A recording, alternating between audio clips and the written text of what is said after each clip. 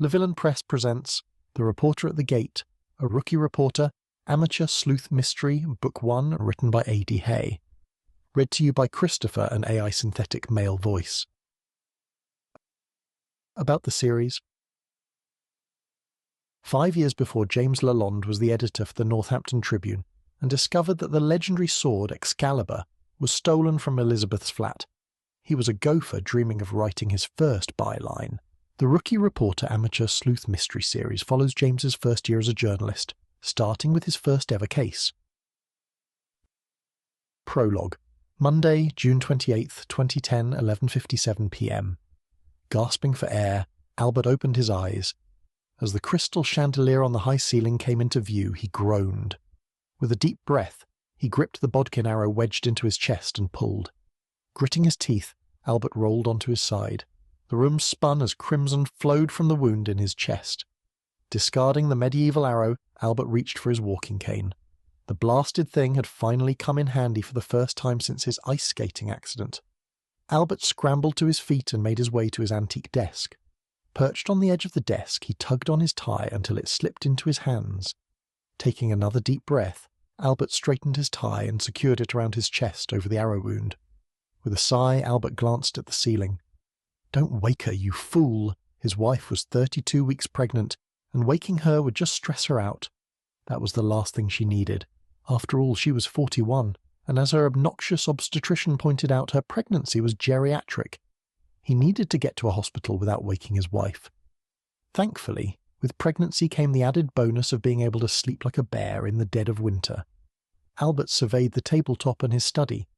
A suit of 15th century plate armour stood to attention like a dour butler, visor down, reflecting the crystal chandelier in little accusing suns. The floor-to-ceiling bookshelves loomed above him, lined with leather-spine volumes and a globe that had never once been circumnavigated, not even by his finger. His banker's-style desk lamp hummed like it was on the verge of sharing all of his secrets, but had decided at the last minute not to speak. Even here, among tasteful antiques and soft rugs, the house had the smug confidence of a criminal who had gotten away with murder. Then he remembered. My phone. Earlier in the evening, his phone had gone flat after he'd binged his favourite Unsolved Mysteries podcast. He'd placed it on the charging dock on his bedside table. There was no way he could ascend the stairs in his condition. Pulling out the arrow was a mistake. Why did you do that, you old fool? Thanks to his stupidity, he would bleed to death in less than 10 minutes. The room spun. Even if Albert had his phone, calling emergency services would be useless. The nearest hospital was 19 minutes away. As Victoria's pregnancy progressed, Albert had learned the route and calculated the distance between his house and the hospital. He had measured the quickest route while driving over the speed limit. Leaning back, Albert stared at the ceiling. Calling emergency services was crossed off his list, so he had only one option left. He was kidding himself. At the grand old age of 61, it was highly unlikely that he'd survive. Maybe if he were 20 years younger, things might be different. If only he hadn't pulled out that stupid antique. Albert grimaced as a wave of pain swept through his body. Then he realized something. He could go somewhere else, somewhere better, and it was only a 10-minute drive away. There would be no traffic at that time of night, so his reckless decision would ruin no innocent lives. As the clock on the mantel chimed midnight, Albert grabbed his keys off the desk. Another wave of pain swept through his body. He grimaced as he thrust his frame off the tabletop, then staggered across the thick carpet towards the door, which was ajar. Albert smirked as he heard his cane hit the floor. Frightened that he was going to wake his wife, Albert gritted his teeth. He clutched the door frame for support as the room spun. Curious, Albert peered over his shoulder at the carnage he was leaving. He must have lost at least half a litre of blood. Leaning against the wall for support, Albert staggered down the hall and towards the foyer. He soon regretted the foyer renovations and those shiny white tiles Victoria loved so much. As he reached the end of the hallway, Albert wheezed. Only 20 feet until the door. Albert shuffled across the tiles and moaned as he unlatched the locks on the front door. He grabbed the handle and turned it. A tear trickled down Albert's cheek as he realized he would never get to take his daughter home from the hospital or kiss his wife again. After closing the door behind him, Albert stumbled towards his silver Mercedes. He pressed the button on his key fob. Reaching out, he grabbed the handle of the car door. Peering over his shoulder, Albert grimaced. He was glad that he had been too lazy to close the driveway gates when he came home earlier that evening. He slumped into the driver's seat, closed the door, then reversed out of the driveway. All he had to do was not pass out behind the wheel. Chapter 1. 16 hours earlier. The early morning sun shone through the third-floor windows of the Northampton Tribune newsroom as James Lalonde sat in his cubicle and sipped an espresso while he read the morning's edition. The newsroom smelled like a concoction of ink, paper, old coffee, and mildew. The scent was nothing worth bottling, but Rhys Kelly, the chief editor, wore it like aftershave, and James could smell it permeating the room from Rhys's open door. The 6-foot, 70-year-old Rhys slammed the phone back onto its cradle. He was fuming. Technically, it was a typical Monday morning occurrence, but James was still worried because Rhys's anger felt different. It was almost personal. From his cubicle, James had a perfect view of the newsroom in all its glory. Yesterday's edition was scattered across the felt-like walls in the rows of cubicles, flapping in the breeze of the air conditioner. A thick layer of dust was draped over the filing cabinets that hadn't been opened since the 90s. On the pillar behind his desk was a clock on the far wall that hadn't ticked since it ran out of batteries many years before he started his internship.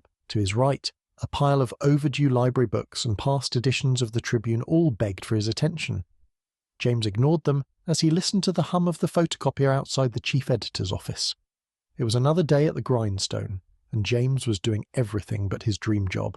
By night, in his mind at least, James chased leads, solved crimes, and helped put bad guys behind bars with his page-one exposés, the innocent dreams of youth. During daylight hours, James worked as an editorial research assistant for the Northampton Tribune. It was a fancy term for an all-round dog's body, or that was how it felt. He was a lackey. As he sipped his espresso, James watched the real journalists drag their bodies across the newsroom floor to Rhys's office. By chance, James's workstation was outside that office. Every day he got to watch the comings and goings, like a pauper begging for change outside the station during rush hour. For 6 months, James had slaved away researching and editing other people's work, and helped Rhys manage his workload. But to James's dismay, all of that hard work had gone unnoticed. He was still a gopher. James took another sip of his coffee, wishing it was strong enough to teleport him to a different career. As he wallowed in self-pity, a mini shockwave shook his desk. Will Thatcher had plopped his slender frame on the white laminate desktop.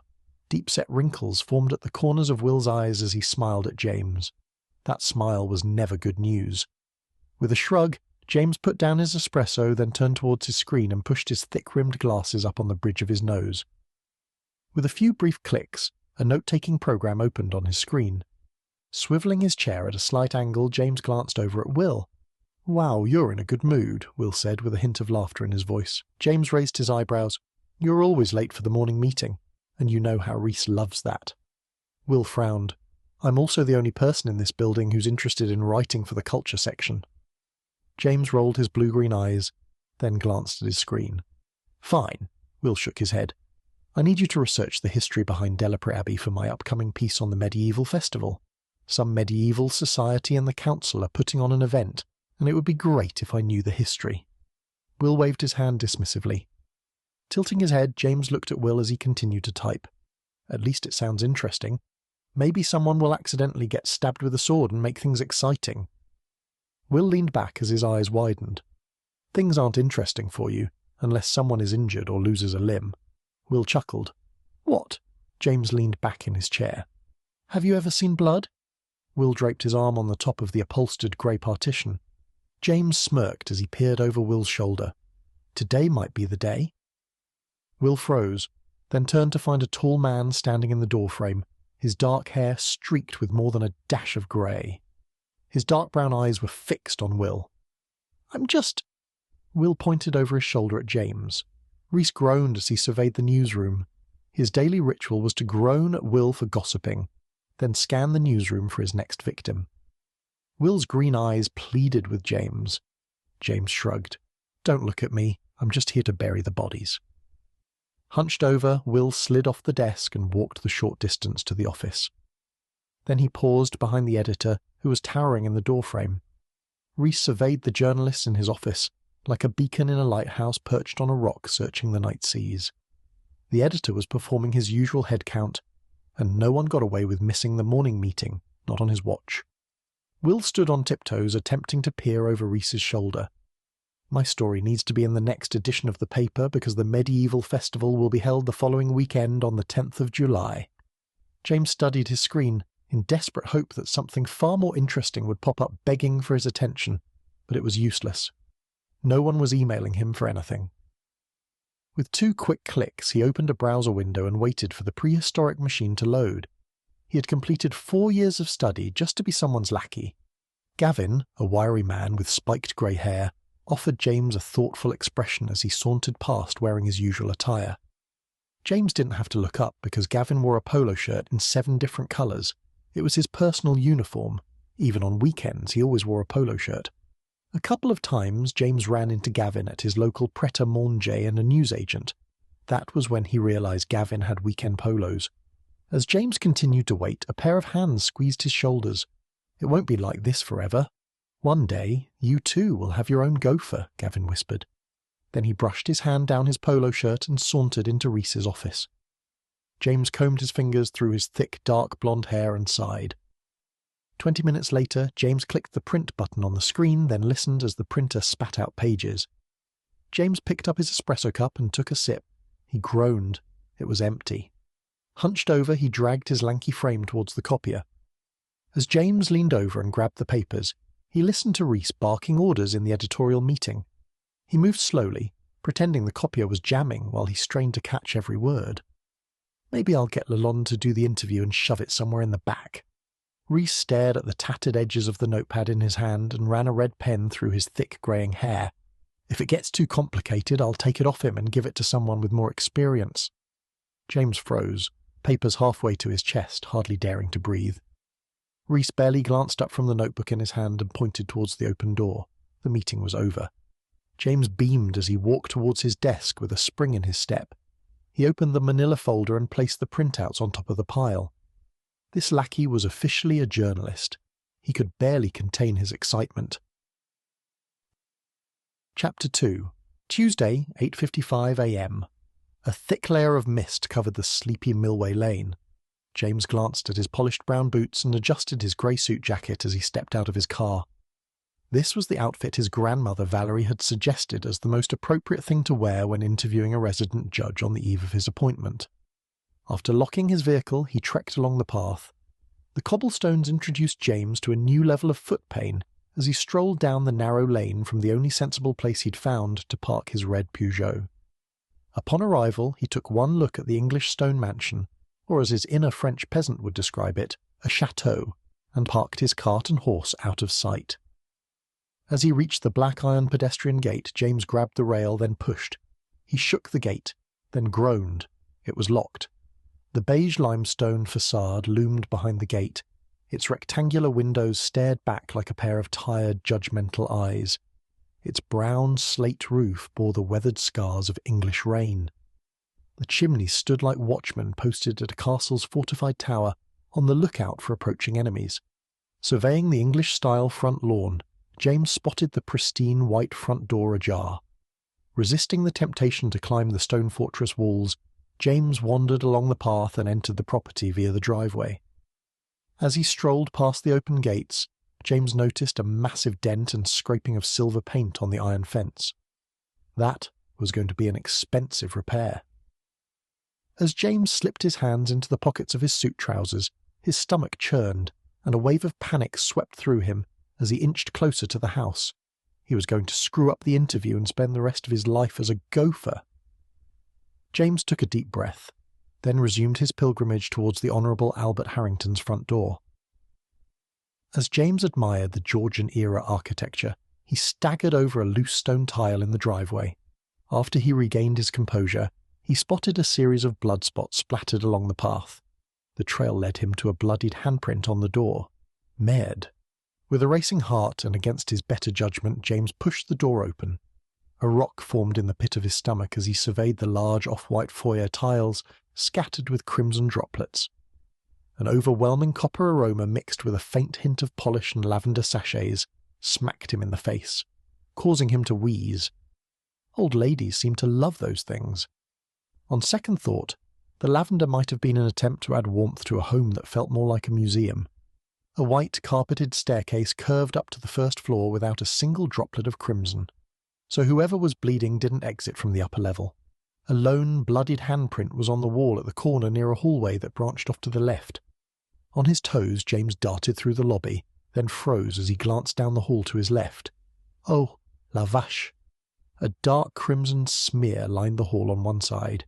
It appeared that someone, possibly Albert, might have struggled to remain upright and needed support. Out of curiosity, James crept along the corridor towards the first open door. Though frightened of what he might find inside, James stepped into the study. An array of blood droplets was scattered among the sea of mahogany furniture, and floor-to-ceiling shelves stuffed with books. In front of the desk where a visitor might sit was a pool of blood. Next to that lay a lone medieval-style arrow. It was something from a bygone era of fantastical tales featuring knights and aristocrats turned thieves. Nestled in front of the corner bookshelf was a polished suit of armour. It gleamed in the morning light that was peeking through the curtains. Dust clung to the plumes of its helmet, suggesting it had stood guard over the room for years, waiting for its moment in the spotlight. A familiar medieval battle poster flashed into the forefront of James's mind. Albert Harrington must be a part of the medieval society. All the telltale signs of an accident or potential murder were present. Only one thing was missing, the body. It might not necessarily be murder. He could have injured himself, which would explain why the gate and front door were left open. James tiptoed out of the study and glanced down the hall towards the narrow stairs that led to the sitting room. The blood either ended or began here, and the house seemed quiet, almost eerie. Maybe they left for accident and emergency in a hurry and forgot to let him know. James sighed as he headed back into the study and around the scattered droplets of blood. He paused. His blue-green eyes followed the droplets scattered across the tabletop and onto the antique globe in the corner near the fireplace. Before him lay the arrow. His heart rate sped up. This was no accident. The thick plush carpet near the window was curled back, and the door of the floor safe was open. A robbery gone wrong? Careful not to disturb any evidence, James flicked through the papers on the black desk tray. He shouldn't be doing this. It felt like a gross invasion of Albert's privacy, but all he needed was enough information to start his investigations. A silver laptop lay closed in the centre of the desk. Not a single scratch was on the lid. 5 more minutes, then he had to call the police. James released his hand from the tray as a file under the laptop caught his eye. As he lifted the computer, the Northamptonshire police logo came into view. James froze. After minutes of deliberation, James slipped the file out from under the laptop and flipped through it. No matter what, he needed to return to the office with the story, or it would be his blood on the floor. He slipped out his smartphone. The words "no signal" glared back at him from the top left-hand corner of the screen. Typical. James took a few notes, then slid the folder under the laptop. In the silence of the room, James tucked his phone back inside his suit jacket. He glanced out the window at the row of hedges that lined the path leading to the pedestrian gate. Technically, he should phone in the story. Rhys Kelly's words filled his mind. It was up to James to prove that he was up to the task, so phoning it in wasn't an option. All he had to do was chase the story in front of him. With that quick pep talk behind him, James reached down and pulled the handle on the desk drawer. It was unlocked. Inside lay a leather-bound daily planner. He flipped through the pages and turned to the start of the current week. On the page for the day before, someone had written Rachel Spencer, 7:07 a.m. That name sounded familiar. Farther down the page, in the 9:30 a.m. time slot, a file number was scribbled. After pulling out his smartphone again, James tapped the screen, opened the Notes app and stared at the list he'd compiled of all Albert's past cases as Crown Prosecutor. Each entry had the name of the victim and a brief description of the crime. He scrolled through it. A name caught his eye, Yvette Spencer. The timing was curious. Albert was about to be sworn in as a resident judge at the Northampton Crown Court, and he was revisiting old murder cases. James bit his lip as he studied the phone. A few seconds later, he added more notes to the app, then looked at the next page of the planner. Other than a notation regarding his own interview, there was only one other appointment on the page marked by the words Battle Rehearsal. After typing more notes, James pocketed his device. Peering down, he spotted the bloodied handle of the walking cane next to his boot.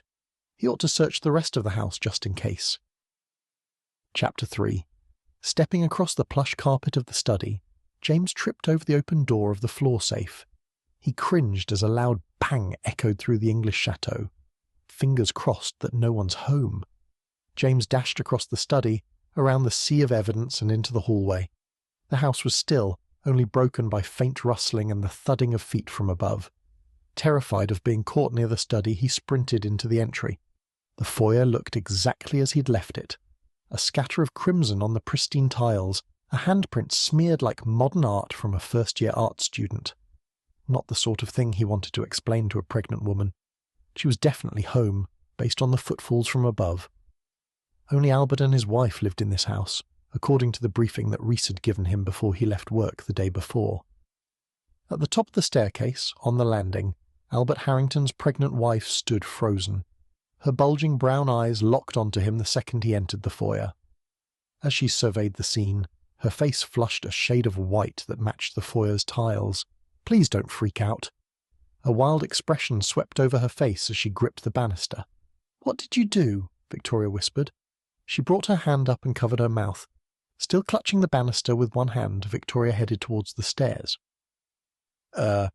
James held his hand up. "I don't think you should come down here. You really don't need to see this." Then he sprinted up the stairs. Craning her neck, Victoria stared into James's eyes. "You've got blood on your shoes. What did you do to my Albert?" James lowered his voice, trying to steady her. "Why don't you sit?" He pointed at the upholstered mini-chaise-style bench behind her. She pursed her lips, relinquished her stern gaze, then traipsed over to the bench. As she sat, Victoria dropped her trembling hands into her lap. James's heart sank as he watched tears drip down her cheeks. He took a deep breath. "Honestly, I'm not sure what's happened. I found your house like this. The front door was open, and I walked in." Victoria narrowed her eyes. "I can see the smear of blood in the hall. Don't lie to me." Her voice rose just above a dull whisper. James swallowed hard, the metallic tang still clinging to the back of his throat. Technically, she wasn't wrong about what she saw, just about who had put it there. "I think you're misunderstanding things here. I'm James Lalonde from the Northampton Tribune. This morning I had an interview with your husband." James took a deep breath. "Your husband wasn't here when I arrived. The driveway gates were open. Everything you can see now was just as I found it." James crouched in front of her, took her trembling hands, then looked her in the eye. "I swear to you that this is just as I found it. Because of the amount of blood, I came into your house looking for Albert. That's when I noticed the blood trail started in the study. The sound you heard when you woke was me tripping over the open door of the floor safe." Victoria slipped her hands out from under his and held her growing belly. "Are you okay? My grandmother is a retired obstetrician. I can call her if you like." Tears streamed down her cheeks. "So Albert isn't downstairs? What about his car? Did you see it?" James shook his head. "There's no car in the driveway." His chest tightened. He needed to ask, but he didn't want to upset Victoria even further. Taking a deep breath, James gazed at her. Victoria bit her lip as she surveyed the entry. She tilted her head. "I vaguely remember Albert mentioning a write-up in the Northampton Tribune. He was a little grumpy about it. These days I've been a bit forgetful." Victoria rubbed her belly. "Baby brain." "Sorry to ask," James said with a polite smile, "but do you know if your husband had any angry clients or unexpected visitors last night or early this morning?" Victoria leaned back against the wall behind the bench. "I'm sure the police will sort this out." She nodded towards the ground floor. "There's a phone in the foyer." James sat on the upholstered mini-chaise-style bench next to her. "Your husband's clients will probably not talk to the police because they're behind bars or have been released from prison. But they will talk to me because I'm the press, in hopes that I will clear their names. And some will not talk to anyone, so I'm your best bet for figuring out the truth of what happened here." James waved his arm towards the open door. "With the exception of finding out that your husband's alive and well and in hospital." Victoria bit her lip and peered down the stairs. "I don't think Albert survived this," Victoria said as her voice broke. James's heart sank. From the bench, the view below was grim. At his age, it was highly improbable that Albert survived that much blood loss. Albert had worked hard to rise to the position of a resident judge, only to have it snatched away at the last minute. Victoria sniffled and wiped her damp cheeks. "You did raise an interesting point earlier. Some of his past clients have done some shady things. They probably won't say anything useful to the police. I'll get you a list of his clients. He gave me a list some time ago, just in case. I thought Albert was being a bit overdramatic, but now I'm not so sure. I guess it wouldn't hurt to share it with you." James nodded. "I'll make the call." James pointed over his shoulder at the phone on the buffet cabinet in the foyer. Chapter 4. A thick layer of fog covered the grounds of the inner-city parish church of All Souls. What little glow the streetlights gave off faded into the mist, and the church's beige limestone facade morphed into a muted grey. The dew from the mist formed a damp residue on Philippa Harrington's oversized navy blue hooded raincoat as she wandered around the church property and searched for her husband. He must be praying in the back garden. It was 15 minutes past 9, and the church wasn't open, and the incense wasn't lit. The man was getting slack in his old age. Philippa turned a corner and sauntered down the length of the church building. The side of the church stretched before her, its Gothic windows dark and lifeless in the early morning gloom. Her footsteps echoed dully against the wet stone path, the sound seeming to bounce off the ancient walls and disappear into the fog-laden air. As she drew closer, she spotted the open crypt door. It must have been open all night. She surveyed the nearby garden. Edward wasn't sitting on the rocks with his Bible, praying, like he does every summer morning. Her frustration mounted as she approached the door. She had the task of checking to see if anyone was inside before she closed the old wooden door.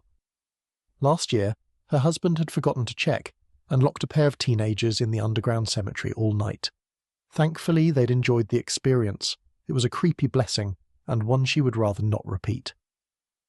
Philippa froze. The door was 3 feet away. Scattered along the cement path was a trail of crimson droplets. It must be another creepy prank from those local teenagers. They were always doing things like this. A little scared of what lay inside, she mustered the courage to tiptoe around the blood spatter and towards the entry.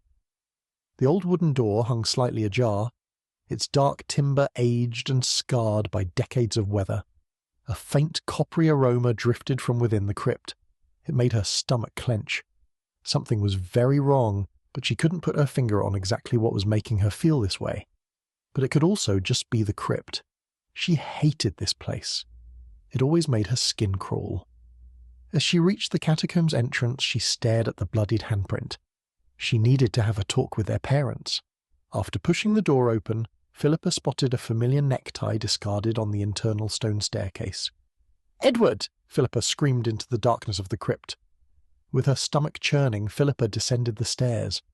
Upon reaching the bottom, she stretched her arm out and grabbed one of the cream candles from the cavity in the wall. All the other wall-mounted candles had been burnt out. If all the lights bar one were out, that meant the crypt had indeed been open all night. She surveyed the catacomb before reaching up and lighting the wick of her fresh candle with the wall-mounted flame. As she inched down the length of the underground cemetery with the small flame guiding her way, Philippa spotted a man lying face down on the floor. Covering the flame with her hand, she dashed towards him. Kneeling, she placed the candle on the floor. She leaned over him and put her fingers on the man's neck. Then she saw his face. Her pulse raced. As she straightened her posture, tears streamed down her face. It was her brother-in-law, Albert. She'd seen him and Victoria only the night before, and now he was dead. It didn't make sense. Perhaps he went to Edward for help. He probably saw the open crypt door and, believing Edward was inside, he entered but didn't have enough strength to walk back up the stairs. Or maybe he slipped, knocked himself out, then bled out. Her heart raced. She had to call the police. Truth be told, she'd rather stay in the crypt with her brother-in-law, but no one else could make that call. If she found Edward, then got him to do it, the police would be suspicious. Trembling, she stood and sprinted up the catacomb towards the stairs. As Philippa ascended the steps, tears streamed down her cheeks and dropped from her jawline onto her crisp white blouse. Of course, it was just her luck that she found him. In her mind, she pictured the police immediately suspecting her, all because she was the first caller and was black. During her 30 years as the wife of a Church of England clergyman, she had received her fair share of ill-mannered comments laced with ignorance. But she had always put it down to living in a predominantly white town. As a result, certain city pockets often felt like a small rural village, rather than a town of less than 210,000. The police, however, were another thing altogether. After one fateful day when she was a little girl living in Alabama, her brother Jesse had gotten a life sentence for being present at a murder. As a result, Philippa was terrified of the police. 50 years later, as an adult, Philippa realized there had been more to it than just being present at a murder. But the discrimination her brother had experienced shook her family. For as long as she lived, Philippa would never forget the advice of her father Louis: raise your hands and whatever you do, don't move. Volunteer no information unless you're instructed to do otherwise. Chapter 5. The honey-coloured stone, trimmed hedges, and elegant sash windows should have given the Georgian-era mansion a postcard charm. Instead, the blood spatter turned the Georgian symmetry into something grotesque. Crouching in the driveway, Detective Sergeant Anwar Khan ran a pen through his thick, curly, dark brown hair. His brown eyes followed a series of crimson droplets from a concentrated point on the driveway to the white front door. A bonus bloodied handprint was included. Together with the fresh crater in the left iron gates, he was getting a sense of someone's last moments. The victim had driven a car with an arrow wound in his chest. But he was a judge, and knew better than that. Behind him stood his newest recruit, P.C. David Chan. And to his delight, Anwar had not been subjected to the usual, never-ending fountain of questions. That was progress. Sure, it was slow-moving, but it was still growth. As Anwar rose from his crouch position, his white crime scene suit tore. Anwar closed his eyes and sighed. They had been cutting costs of late, and the crime scene suits were their latest victim. Thanks to this cheap material, he had to either put on a second suit or wander around with a tear. Chan, what do you think? Anwar asked over his shoulder as he gazed at the architecture. Chan ambled forward. Judging by the handprint on the door, the victim was closing the door, thus leaving, and they weren't alert while behind the wheel due to the dent in the fence. They were driving a silver sedan. Chan shrugged. That's just a guess, going off the height of the paint scrape and the dent. Anwar smirked. It's okay, Chan. You're allowed to make an educated guess. Anwar pulled up the hood of his white crime scene jumpsuit, then tiptoed around the array of blood scattered on the drive. He paused and listened to the chatter coming from within the house. The house is beautiful, Chan said. Glancing over his shoulder, Anwar spotted Chan standing in the driveway, craning his neck to get a better view of the house. Anwar closed his eyes. He still had to bark out step-by-step orders to Chan. It was going to be a long day. Yes, just imagine the window tax on this place. Anwar shook his head. Not a single one of these windows appears to have been bricked up at any point. Chan tilted his head and pursed his lips. Close off the crime scene and start marking the evidence. Anwar strolled towards the door as he continued to listen in on the conversation inside. As Anwar stepped into the doorway, the chatter within the house ceased, just as he'd expected. Slumped over and perched at the top step was a lanky man in a grey suit. He had thick, dark blonde hair. It appeared as if the man had run his fingers through his locks repeatedly, which was often a sign of stress. He appeared to be stressed, almost too stressed, considering the victim was nowhere to be seen. He was hiding something. The man had an unusual name, an English first name, and a last name that he couldn't remember. Luckily, he had written it down. Anwar reached inside his white jumpsuit, pulled out a notepad and flipped it open. Then he read the words, James Lalonde. So Rhys Kelly sent him to interview Albert Harrington, a man with borderline xenophobic views on immigration. That was more than a little odd. Or maybe it wasn't. The editor was seeking a front-page headline. If he remembered correctly, Rhys's wife was Polish. Now it made sense. He wasn't thrilled with the elected resident judge and planned to take action, and this Frenchman was his pawn. He grimaced as James stood and sauntered down the stairs. Stay where you are. I'll collect your statement soon. Anwar dropped his gaze, then surveyed the room. His eyes followed the trail of blood across the foyer and towards the hallway. To the right, there were no blood droplets, none that were visible. Glancing up, Anwar nodded at the short blonde sitting on a bench on the upper level. Her hand was cradled around her bump. Anwar's shoulders sagged. She was pregnant, poor thing. Considering her condition, there was no way she murdered her husband. A 61-year-old could easily overpower her. Careful not to disturb the evidence, Anwar meandered around the obstacle course of crimson droplets. As he approached the hallway, he raised his eyebrows as he cast his eyes on the smear of blood along the wall. This indicated that the victim needed support to stand before getting into the car. With his hands on his hips, Anwar peered out of the open door. Chan was still tagging the scene outside.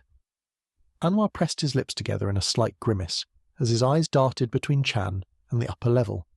A few seconds later, Anwar let out a long, quiet breath through his nose. With his notepad in hand, he wandered around the evidence and ascended the stairs. The second that James locked eyes with Anwar, he opened his mouth. As Anwar passed by, he raised his forefinger to silence him. At the top of the stairs, Anwar strolled over to the bench and sat next to Victoria. "I just need to ask you a few questions, and then you can go about your day. In saying that, of course, you need to find somewhere else to stay until we finish processing the crime scene," Anwar said in a soothing voice. Victoria's lips quivered. "I think I can stay with my mother. I'm sure it will be fine." Anwar nodded. "It might be best if you tell me what happened and start with the evening before." Anwar pulled out a pen. She bit her lower lip as she looked at Anwar's notepad. "Last night, Albert and I had his brother, Father Edward, and his wife, Philippa, over for dinner. It was uneventful. We ate dinner. Edward talked about a few events that were going on in the church. Albert talked about the medieval battle reenactment event that was on for next weekend." Gazing to the right, Victoria paused. "Take your time. There's no rush," Anwar said as he scribbled notes. Victoria looked at the carpeted floor. After dinner, Albert and Edward retired to Albert's study. They were quite secretive. It was after dessert that they started whispering among themselves. Victoria took a deep breath and clutched her belly. "I planned to go to bed early, but I had to entertain Philippa. Finally, at around 11, Philippa had enough and left on her own." Victoria glanced up at Anwar. "I went straight to bed. Because I'm pregnant and constantly tired, I drifted off into a deep sleep, and I heard nothing until this morning." Anwar tilted his head and gazed at her as he continued to take notes. "That's all you remember from last night? Did you wake up at all during the night?" Victoria shook her head. "No, not that I recall. Maybe for a second." "What about this morning? How did things play out?" Anwar leaned forward and peered between the banister railings at the crimson mess below. Victoria looked at James, who was still perched on the top step. "I woke up this morning to a loud crash coming from downstairs." "That was me. I tripped over the floor safe in the study," James said in a thick French accent as he held up his index finger, then turned towards Anwar. "The Crown Prosecutor is going to love this case." Judging by the way she looked at James, they'd been talking before he called the police, and she was altering her point of view to match whatever he told her. Now that was suspicious. This meant Anwar had to find evidence that the Crown Prosecutor couldn't argue around. Just perfect. "Mr. Lalonde, I'm collecting Victoria's statement. I'll get to you soon." Anwar narrowed his eyes. "Women and children first." James rolled his eyes. "I got out of bed to find James in the foyer all alone." Victoria swallowed, then took a deep breath. "I think nothing has been disturbed. The blood in the foyer and hallway has remained untouched. I sat down and James called the police." Anwar nodded and straightened. "So Albert wasn't here this morning? You didn't see him leave with anyone or hear any fighting?" Victoria shook her head. "No. What time did Albert usually go to work?" Anwar closed his notebook and slipped it inside his jumpsuit. Victoria furrowed her brow. Of late, because of the baby, he worked from home. Anwar pursed his lips and nodded. "Where does his brother, Father Edward, live?" "He's the rector at the parish church of All Souls. He lives and works in the church with his wife Philippa." After rising from the bench, Anwar rushed across the landing and down the stairs as Chan tagged the foyer. "Don't follow me," Anwar told James as he ambled down the hall. The judge's study was every inch what Anwar had expected. Littered with expensive heavy wood and shelves of unread tomes, the study seemed to conflict with the crisp modern whites of the rest of the house. A lone knight in dust-laden armour glared down at him. Perhaps this was the only spot the victim was allowed to decorate, and that was what the books were. Just that. Decor. Anwar doubted Albert Harrington ever cracked one open. It was hard to envision. A dark crimson stain lay a little over 4 feet away from the study's mahogany desk. To the left of the desk, a walking cane had been discarded on the floor. Anwar narrowed his eyes as he drifted between the dark stain and the walking stick. "Chan, check to see if Albert had a walking cane." Anwar shook his head as he listened to the footsteps approaching from behind. Of course, he couldn't do what he was told. As he turned around, Anwar spotted the bloodied tip of an arrow on the floor near the large patch of blood. Crouching, Anwar reached out a gloved hand and picked up the medieval artifact. Rotating it between his thumb and index finger, Anwar stood, then faced James. "The front door was open when I arrived," James said as he stared at the arrow. Anwar shook his head. "The soon-to-be sworn-in resident judge has polarizing views on immigration, the European Union, and tougher prison sentences. Still, the Northampton Tribune sends a Frenchman to interview Albert Harrington." Anwar stared at the blood-tipped arrow in his hand. "Highly unlikely." Chan walked over to Anwar with an open evidence bag and waited. "Correct me if I'm wrong, but you have yet to write a story for the Tribune. Eager to prove yourself, you sought this interview with Albert." Anwar held up a finger as James opened his mouth. "Upon arrival, after a few pleasantries, you asked a few pertinent questions. That led to you and Albert getting into a heated debate over immigration. He threw a few insults and then it got too much. In a rage, you picked up the arrow and stabbed him in the chest. Albert pulled out the arrow and staggered out of the study and left in his car. As you followed him in shock, that's when you were caught by Victoria Harrington." "A rage? Are you sure, Detective? A rage would indicate anger and an act done with force, and if anyone were to stab another person with that arrow with force, it would snap. But it isn't snapped, which means whoever stabbed Albert had time to think about killing him, but not too much time. They used whatever was at hand." Anwar closed his eyes and took a silent deep breath. Smart ass. There was always one at each of his crime scenes. 5 minutes later, after James had explained multiple times how he'd found the scene, Anwar stood opposite the closed door of the floor safe. Blood had dried to a dull brown along the edge of the rug, a faint reminder that this room wasn't just a monument to Albert's ego, it was now evidence. Someone was hovering, and Anwar didn't need to look to know who it was. The rookie reporter was going to cause trouble. "I have the bruise to corroborate my story," James said. "It has already formed." Anwar closed his eyes. He still didn't believe him. There was something suspicious about him. Anwar was supposed to believe that by pure chance James stumbled onto a crime scene. No one was that lucky. Ignoring his audience, Anwar wandered over to the desk and flipped through the papers in the in-tray. Next, he opened the desk drawer and pulled out the leather-bound diary. Chan tagged the blood spot on the mantel clock, then faced the men.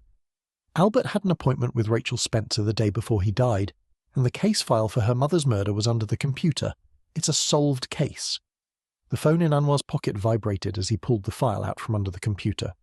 Without hesitation, Anwar released his grip on the file and discarded it on top of the laptop. He pulled his phone from his pocket and hit the red dial button. He nodded as he listened to the voice at the other end of the line.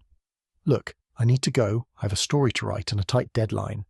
James gestured towards the open door. Anwar stared directly at James as he hung up. Of course he had a deadline. There was a part of Anwar that wanted to add a few detours along James's journey to writing his first story. Perhaps his calm exterior would slip, and he could finally uncover the truth. No one was ever that calm in real life. "They found Albert's body, and you are coming with me," Anwar said while managing not to smirk. A bead of sweat trickled down James's brow past his blue-green eyes. Anwar was right. That overconfident, egotistical demeanour of his was vanishing.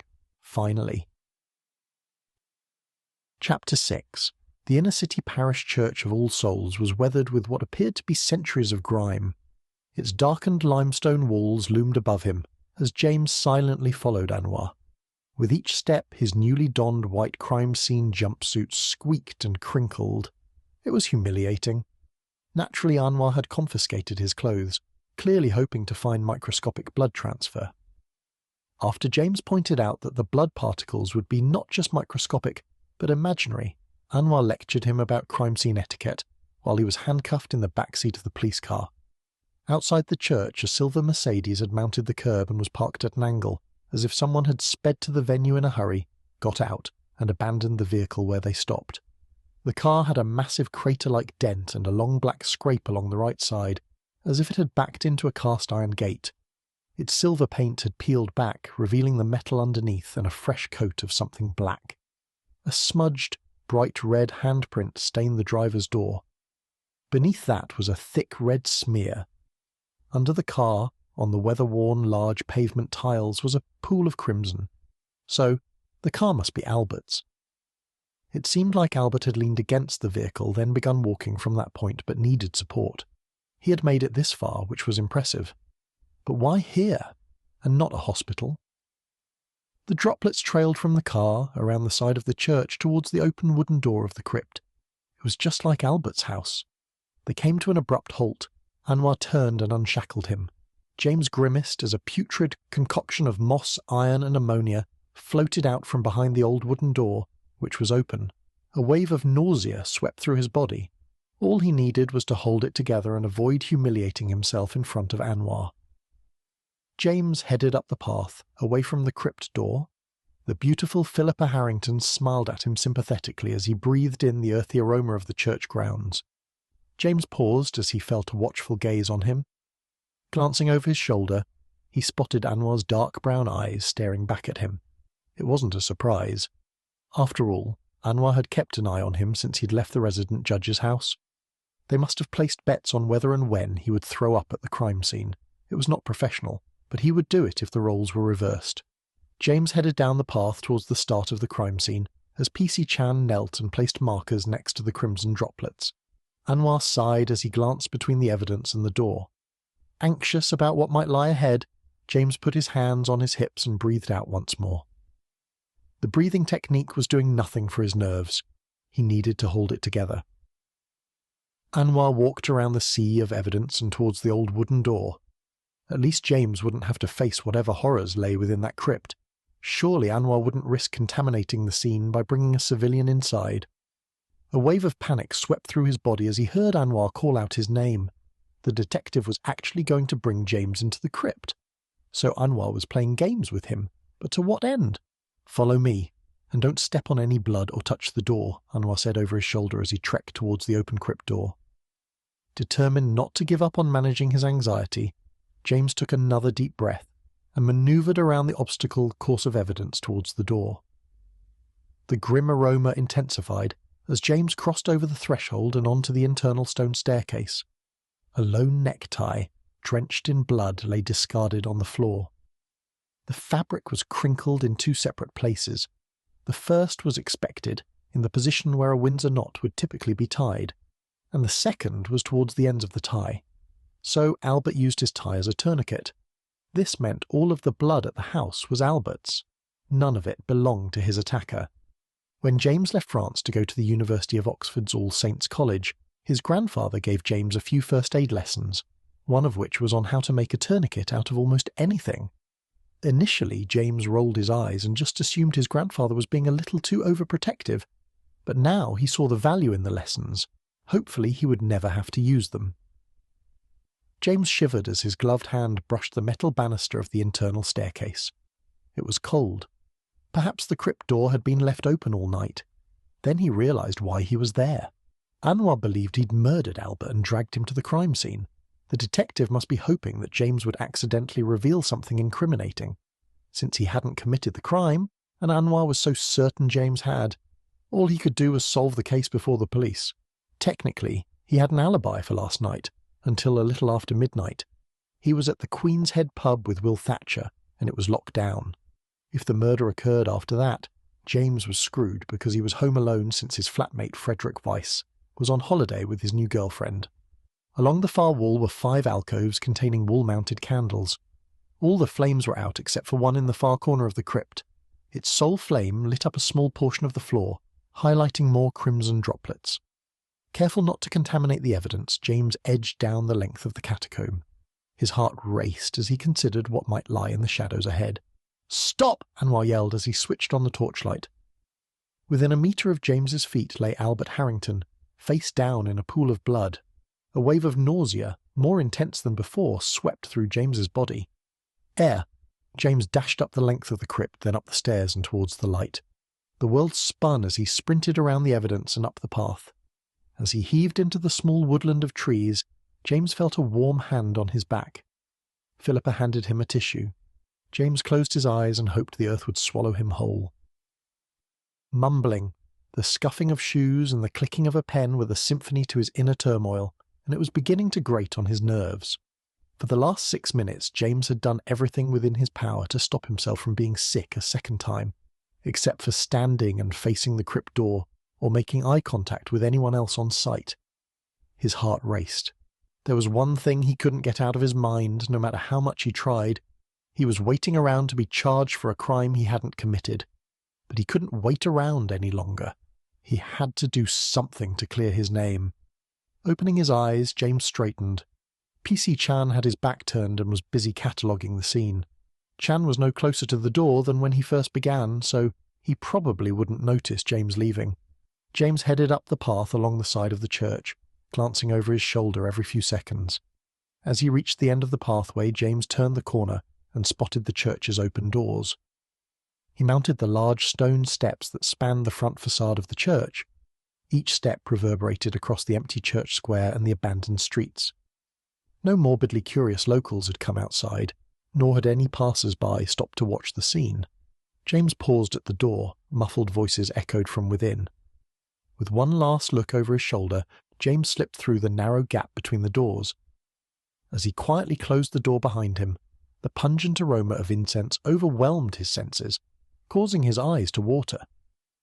The ancient stone walls seemed to absorb sound, creating an almost cathedral-like hush.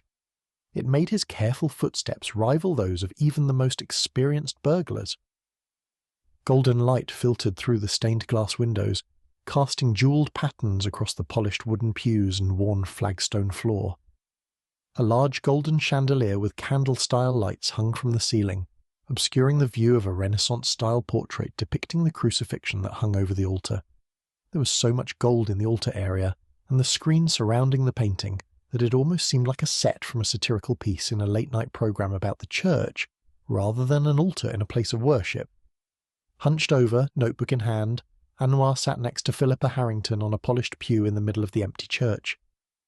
Careful not to make a sound, James strolled down the centre aisle. He sat in a pew at the back of the church and listened to the interview. Chapter 7. The Gothic arches soared above Anwar and Philippa as they sat side by side in a wooden pew in the centre of the nave. Its stone ribs disappeared into the shadows in the ceiling that the golden ornate chandelier couldn't quite banish. Dust motes danced in the pale yellow light streaming through the stained glass windows. The scent of old incense and polished wood hung heavy in the air. Philippa clenched her trembling hands in her lap as she sat next to him in the wooden pew. She nodded. A hint of fear flickered in her eyes, then drifted away as Anwar reassured her that the questioning was merely a formality. Over time, he'd gotten used to seeing hesitant stares across interrogation tables, and often the reaction was worse with people of colour, even though he was a minority himself. When he first joined the force, he thought being Pakistani would be an asset. But that wasn't true. It was more of a hindrance. This time was different. Philippa was scared, almost terrified of him. Anwar smiled, hoping to reassure her. Philippa hunched over. His smile had just made things worse. He clearly needed to practice that in the mirror. Anwar glanced at his notebook. "Talk me through how you discovered the body." Philippa exhaled. "Just like every Monday morning I went down to the crypt to display fresh flowers from the morning's delivery." Philippa nodded. "I like to make sure that those who have gone before us are remembered and not forgotten. I almost slipped down the staircase, so I grabbed onto the rails and dropped the flowers. Once I reached the bottom of the stairs, I picked up the flowers and lit the candle. Unfortunately, all the flames bar one had gone out during the evening." Philippa glanced up at him. "As I reached the end of the crypt, the flame highlighted a pair of legs protruding out near one of the tombs." She paused and stared off into the distance. Anwar nodded as he scribbled some notes. There were no flowers in the crypt. She was either misremembering or had removed the flowers from the crime scene, and thus contaminated the evidence.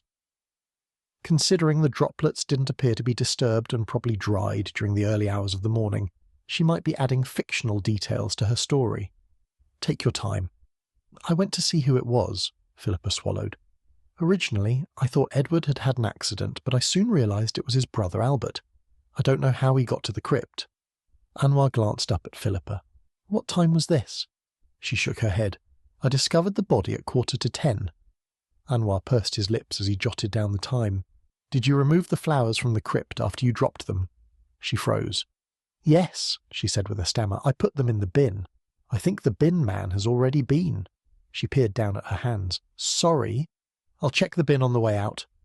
Anwar jotted down a reminder at the bottom of the page. "What happened the previous night?" Anwar turned a few pages in his notepad.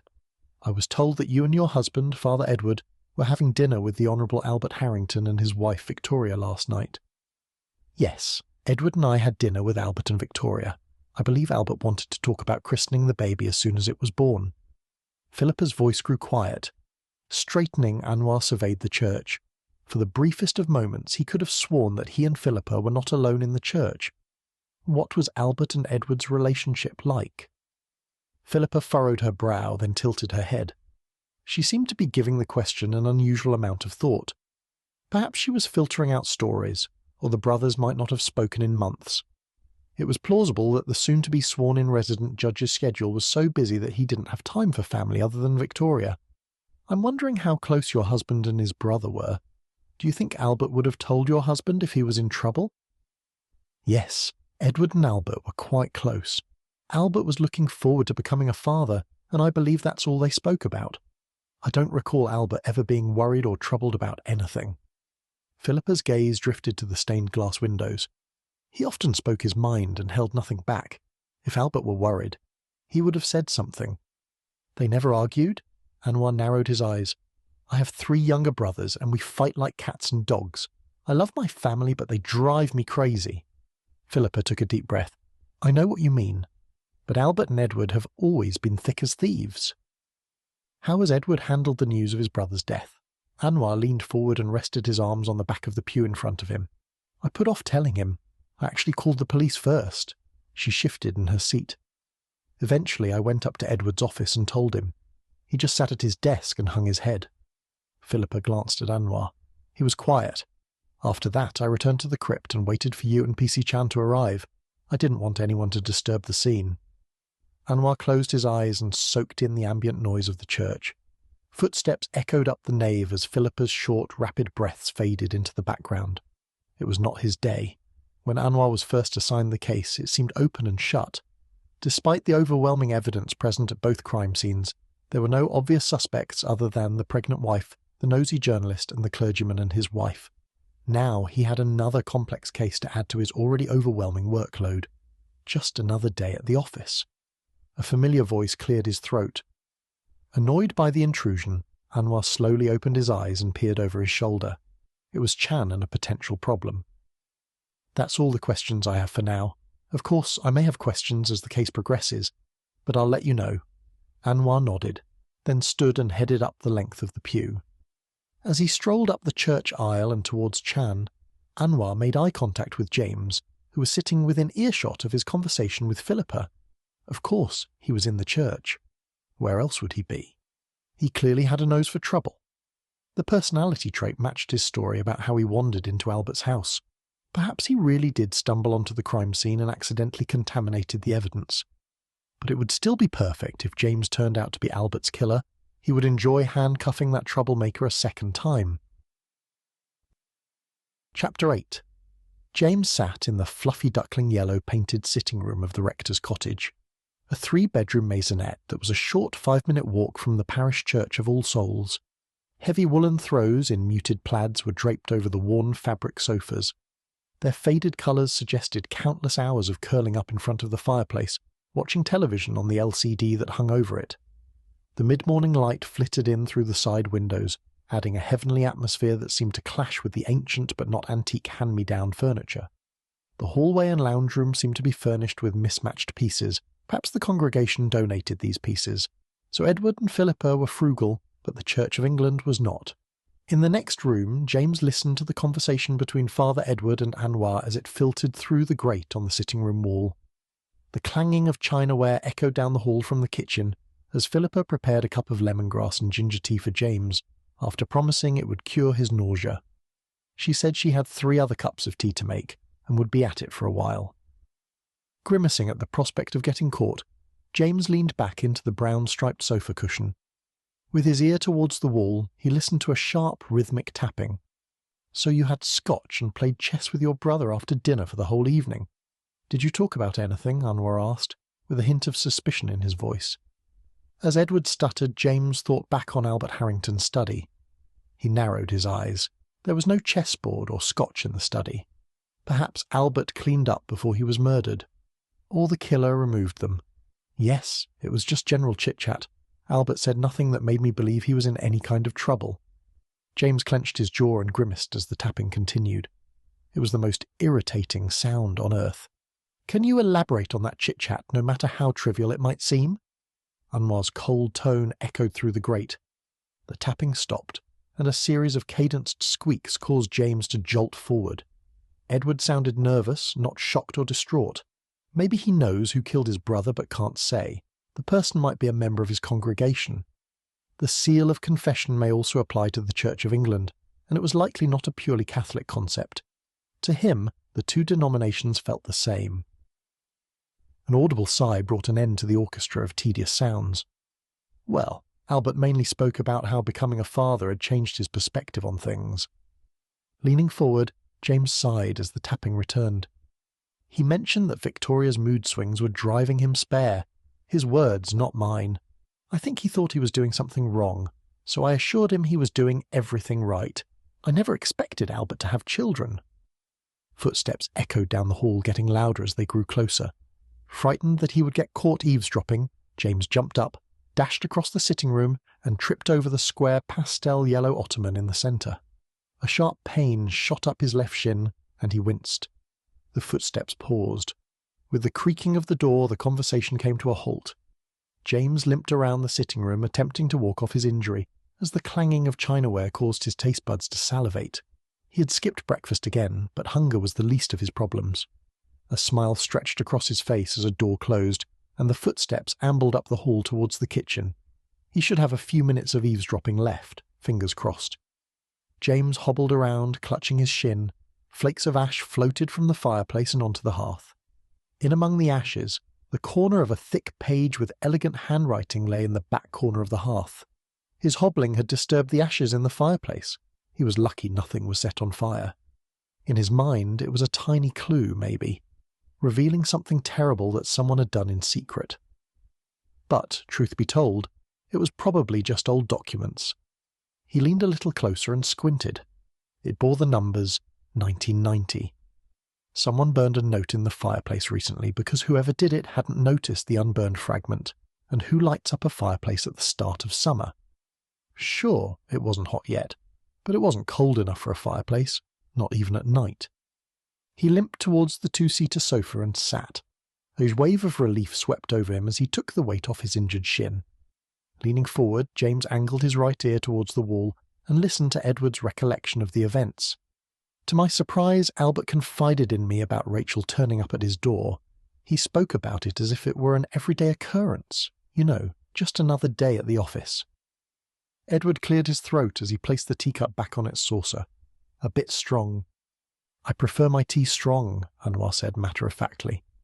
My brother was interested in talking about what I remembered about the murder of Yvette Spencer. Albert was the Crown prosecutor. He was worried that this case would come back and haunt him, now that he was about to be sworn in at the Northampton Crown Court. I'm familiar with the case. Yes, he scheduled everything in his diary. He was that sort of person. That level of scheduling's a little suffocating, if you ask me. James raised his eyebrows. If he'd had the good fortune of having a brother, he had always imagined they would be best friends. But reality seemed to be in stark contrast to his fantasy. They certainly didn't get along. It was an odd thing to say about someone who had just passed rather violently. Typically, people tended to canonize loved ones who had died, unless the things they did were egregious.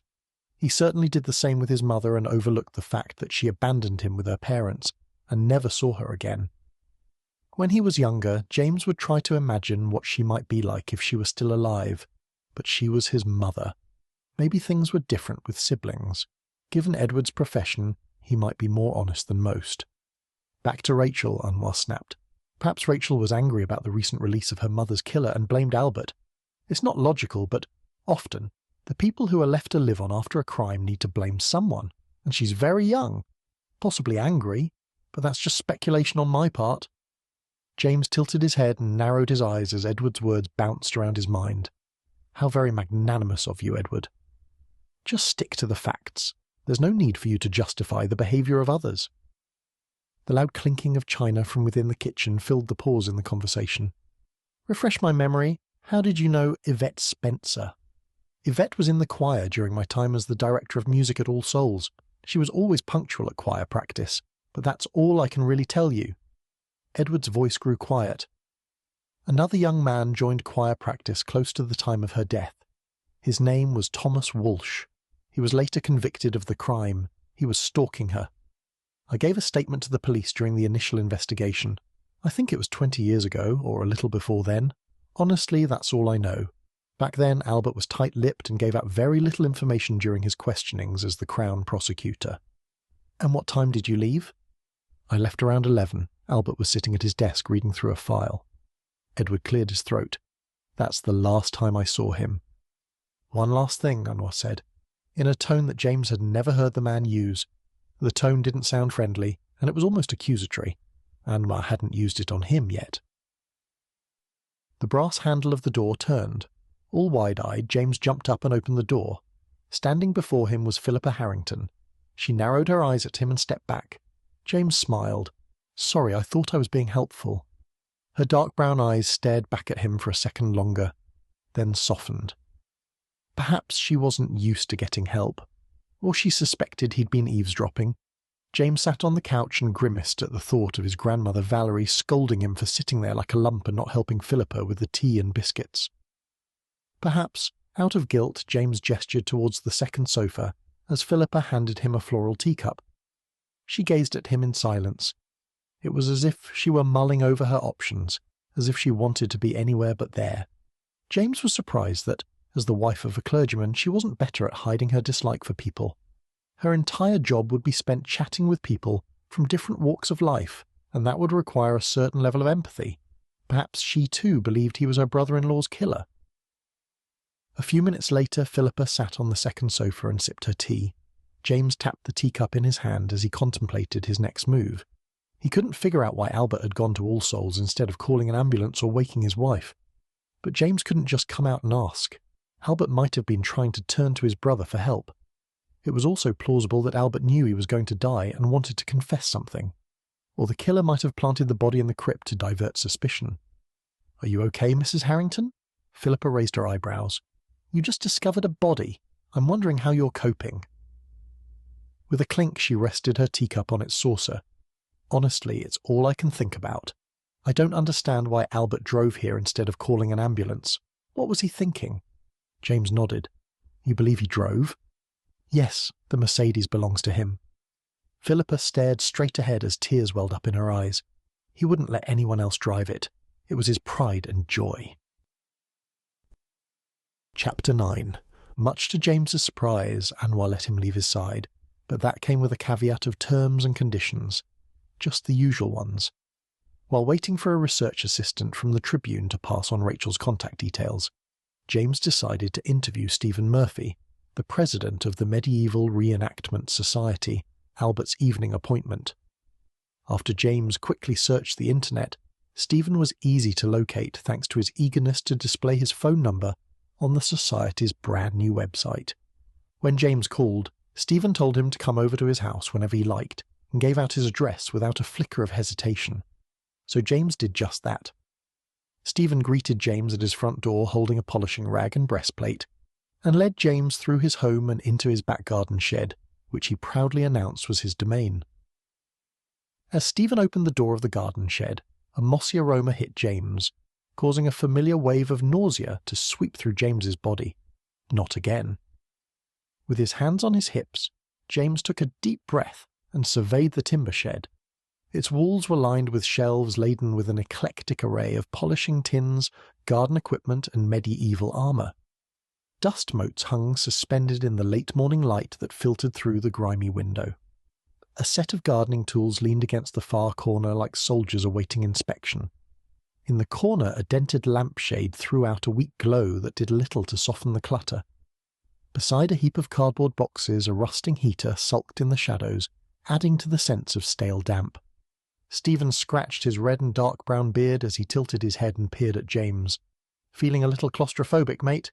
James took another deep breath. "No, I'm fine." Stephen beamed. What are my chances of getting you to join Northamptonshire's Medieval Reenactment Society? James raised his eyebrows. Do you think I'm in the right shape for medieval combat? Stephen smirked and patted his keg-like stomach. And you trust me with a bow and arrow or a sword? James asked with a chuckle. With a shrug, Stephen put down his rag and breastplate, then ambled over to the bright blue armchair with brown stains on the arms and sat. He stroked the arms of the chair. Can you believe Natalie was going to toss this out to the curb? It belonged to my father. James stared at the germ-ridden blue monstrosity and decided that it would be best to seem appalled by the notion. He shook his head. His gaze wandered across the cluttered garden shed. To his right, a medieval longbow hung on a hook at the back of the door. Albert Harrington was a member of the Medieval Reenactment Society, wasn't he? I was in his study this morning, and he had all of this armour and an arrow. James slipped out his smartphone and brought up an internet search showing a series of arrows. It looks exactly like this. Stephen snatched James's phone out of his hand. Yes, Albert purchased a bodkin arrow similar to this one. He showed it to me after one of the rehearsals. He was quite excited about it. It's a shame that he's passed away. James nodded. I probably shouldn't be saying this, but he was murdered. He didn't die of natural causes. Stephen released his grip on James's phone and leaned back in the blue chair. James strolled over to the small stool and sat. Do you think it's possible to stab someone at close range with this type of arrow and have it remain intact? You could stab someone with that style of arrow, but you would need to use the right amount of force, and it depends on whether it has an anti-armor arrowhead that pierces mail. On top of that, you need to consider how it has aged over the years and whether it's in good condition. Stephen nodded as his eyes welled up. Albert's arrow was quite fragile and for display only, I believe. It's not a replica. I'd imagine if you were too aggressive and had a lot of strength, you could easily break it. James pursed his lips. The two men sat in the shed in silence. A few minutes later, James glanced over at Stephen, who was wiping his eyes from under his wire-framed spectacles. How well did you know Albert? Stephen shifted in his seat. Albert was a regular member of the club and was quite committed to all the events, and he was eager to get involved with the Battle of Northampton on the 10th of July. I'm ashamed to admit it, but I was quite surprised that he came to all the rehearsals. James nodded. Did you ever have any interactions with him outside of the rehearsals? Stephen smiled. Yeah, we went to the pub on the odd occasion just for drinks. He was quite a nice bloke, but I wouldn't want to come across him in a law court. James leaned forward and rested his chin on his hand. Did he ever talk about his clients harassing him or having problems with anyone? He never mentioned his present or former clients. Stephen glanced across at the door, then diverted his attention back to James. Over drinks, Albert mentioned that his relationship with his brother was tumultuous. I was talking about my relationship with my troublesome half-brother, and he briefly mentioned this. I think we bonded over that shared experience. James furrowed his brow. His smartphone vibrated in his hand. As he looked at the screen, his stomach twisted into a knot. A message had come through from his editor, Rhys Kelly. It read, I need your story by 6 p.m. on Wednesday the 30th of June. James sighed. He had little over 24 hours to write his story. He pocketed his phone, said his goodbyes, and stepped out into the garden with Stephen leading the way. Relief washed over James as the fresh air hit him. Chapter 10. It had taken the Tribune's research assistant a little over 2 hours to locate the contact details for Rachel, but in the end, the grapevine prevailed. The wife of the Tribune's meteorologist, Gavin Whitehead, was in the same knitting club as Rachel's neighbour, and rumour had it Rachel had moved into her late mother's flat. Now James had returned to the scene of the crime from 20 years ago that had triggered his morning discovery. A few centimetres away, Rachel Spencer sat next to James on the two-seater grey IKEA sofa. The open-plan flat was sparse, barely furnished, like the photographs of a real estate listing that had been vacant for months. A faint smell of lavender cleaning product lingered in the air, masking something older, mustier. The walls were bare except for a single framed photograph of a woman James recognised from the research he had done while waiting for the Tribune's research assistant to get back to him. It was Yvette, Rachel's mother. The photograph was the same one that had been circulating in the press during the 90s. She tucked her auburn hair behind her ears with her trembling hand and stared straight ahead at the small screen of the old-style television. Placing her hands in her lap, she smiled at James. "I've never spoken to the press before," Rachel said in a shaky voice, "but I'm glad you're here. Sorry I don't have any tea or biscuits because I've only just tidied up. The police were quite brutal with their search and broke a few things." "Really? How long were they here for?" Rachel hung her head, then pulled her dress over her knees. "They arrived at 10:15 this morning and stayed until just after midday." James furrowed his brow. "They secured a warrant by 10:15 a.m. That's fast." She shifted in her seat. "What's a warrant?" James's eyes bulged. So the police weren't above taking advantage of a naive 20-year-old. He bit his lip. "I don't think the police could search your home without a warrant." James narrowed his eyes as he looked at her. "And I'm pretty sure they need to show it to you before they enter." Rachel's eyes filled with tears. "Did they find anything?" Tears streamed down her face. "Yes, they found a chessboard under my bed. It looks just like the one sitting on the mantelpiece in Albert Harrington's office. The day before, I went to see him about my mother's murder, and I instantly recognized it." "Why didn't they take you into police custody after finding the chessboard?" "Last night I got home at 11:57 p.m. according to my travel card. On the way home I stopped by the off-licence. It's across the street from this block of flats. I needed to top up my buzz card, and the owner confirmed my story to the police." Rachel dabbed her eyes with the balled-up tissue in her hand. "I was so relieved. I thought they were going to lock me up." As Rachel cried, James recalled the conversation he'd heard between Edward and Anwar earlier that day. The killer must have stolen the chessboard, broken in, and planted it under Rachel's bed. Either that or he was sitting in the presence of an Oscar-winning actress who had a taste for blood. James nodded. "Don't worry. The police need a motive and evidence of the damning variety before they can formally charge you with a crime." Rachel straightened as her tears subsided. "Like what?" "Your fingerprints on the murder weapon, or a legitimate witness to you committing the crime, like surveillance tapes, etc." "Well, they certainly won't find any of that." Rachel gazed up at James. "I'm innocent. I needed Albert to reopen my mother's case file." James smiled at her. "What prompted you to talk to Albert Harrington about your mother's murder?" "It started off as an innocent inquiry," Rachel shrugged. 2 months ago, just after I moved into this apartment, I inherited it from my grandparents who lived in Liverpool. The French lady next door, Odette, gave me my mother's diaries. She kept them for me. So I retraced my mother's steps before she was murdered. Honestly, I was curious." James tilted his head, then glanced across at her. "Do you still have your mother's diaries?" Tears welled up in Rachel's eyes again. James's shoulders sagged. Reaching across, he wrapped his arms around her and pulled her close to him. "I begged the police to let me keep them, but the woman just took them." Rachel sobbed.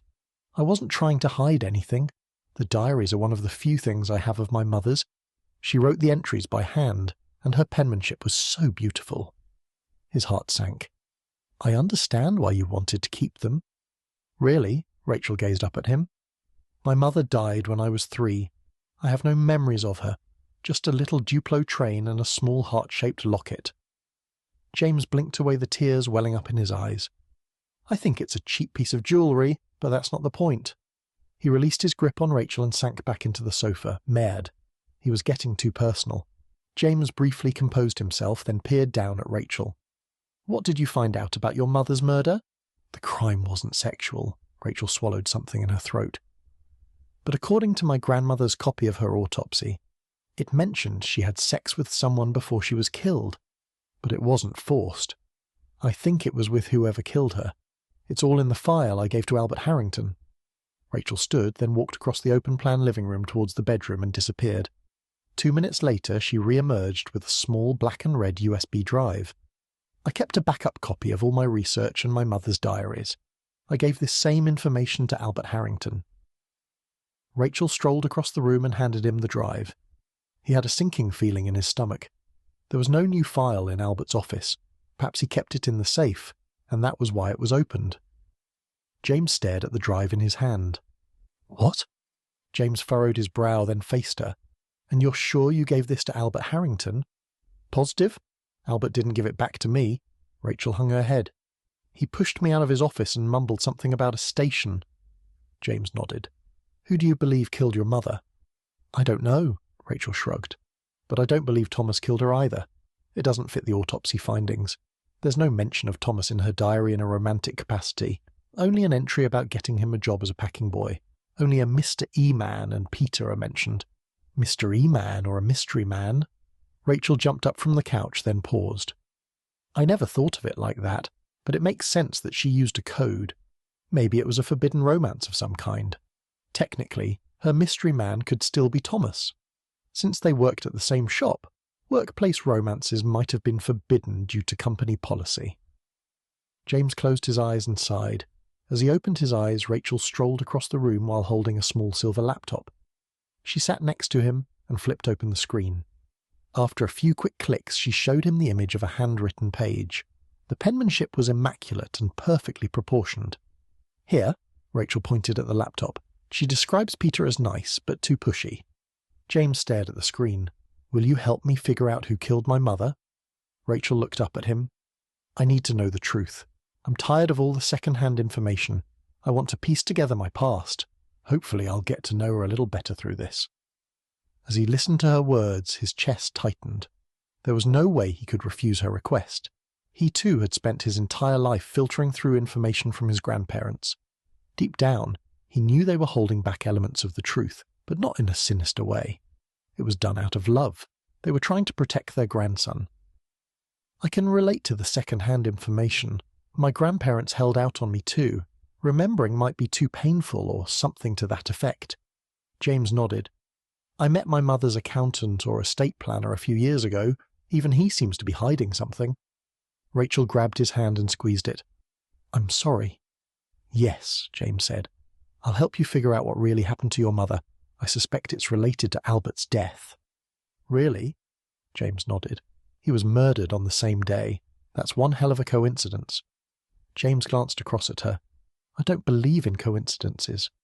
I want to know everything, she exclaimed. I'm always on my phone, so I'll be able to help if you have questions. As he headed towards the door, his mind was already racing ahead to his next interview. Peter Frost had been mentioned in Yvette's diary, and James needed answers before the day slipped away. Her description of Peter being pushy bothered James. Did that pushiness turn to violence when he didn't get what he wanted? Chapter 11. A tiny bell jingled behind James as he closed the front door to Northampton's best pre-loved bookshop, the Book Bin. The smell of burnt coffee beans and old paper overwhelmed his senses as he ambled around the collection of tables and chairs and towards the floor-to-ceiling bookshelves lined with old volumes.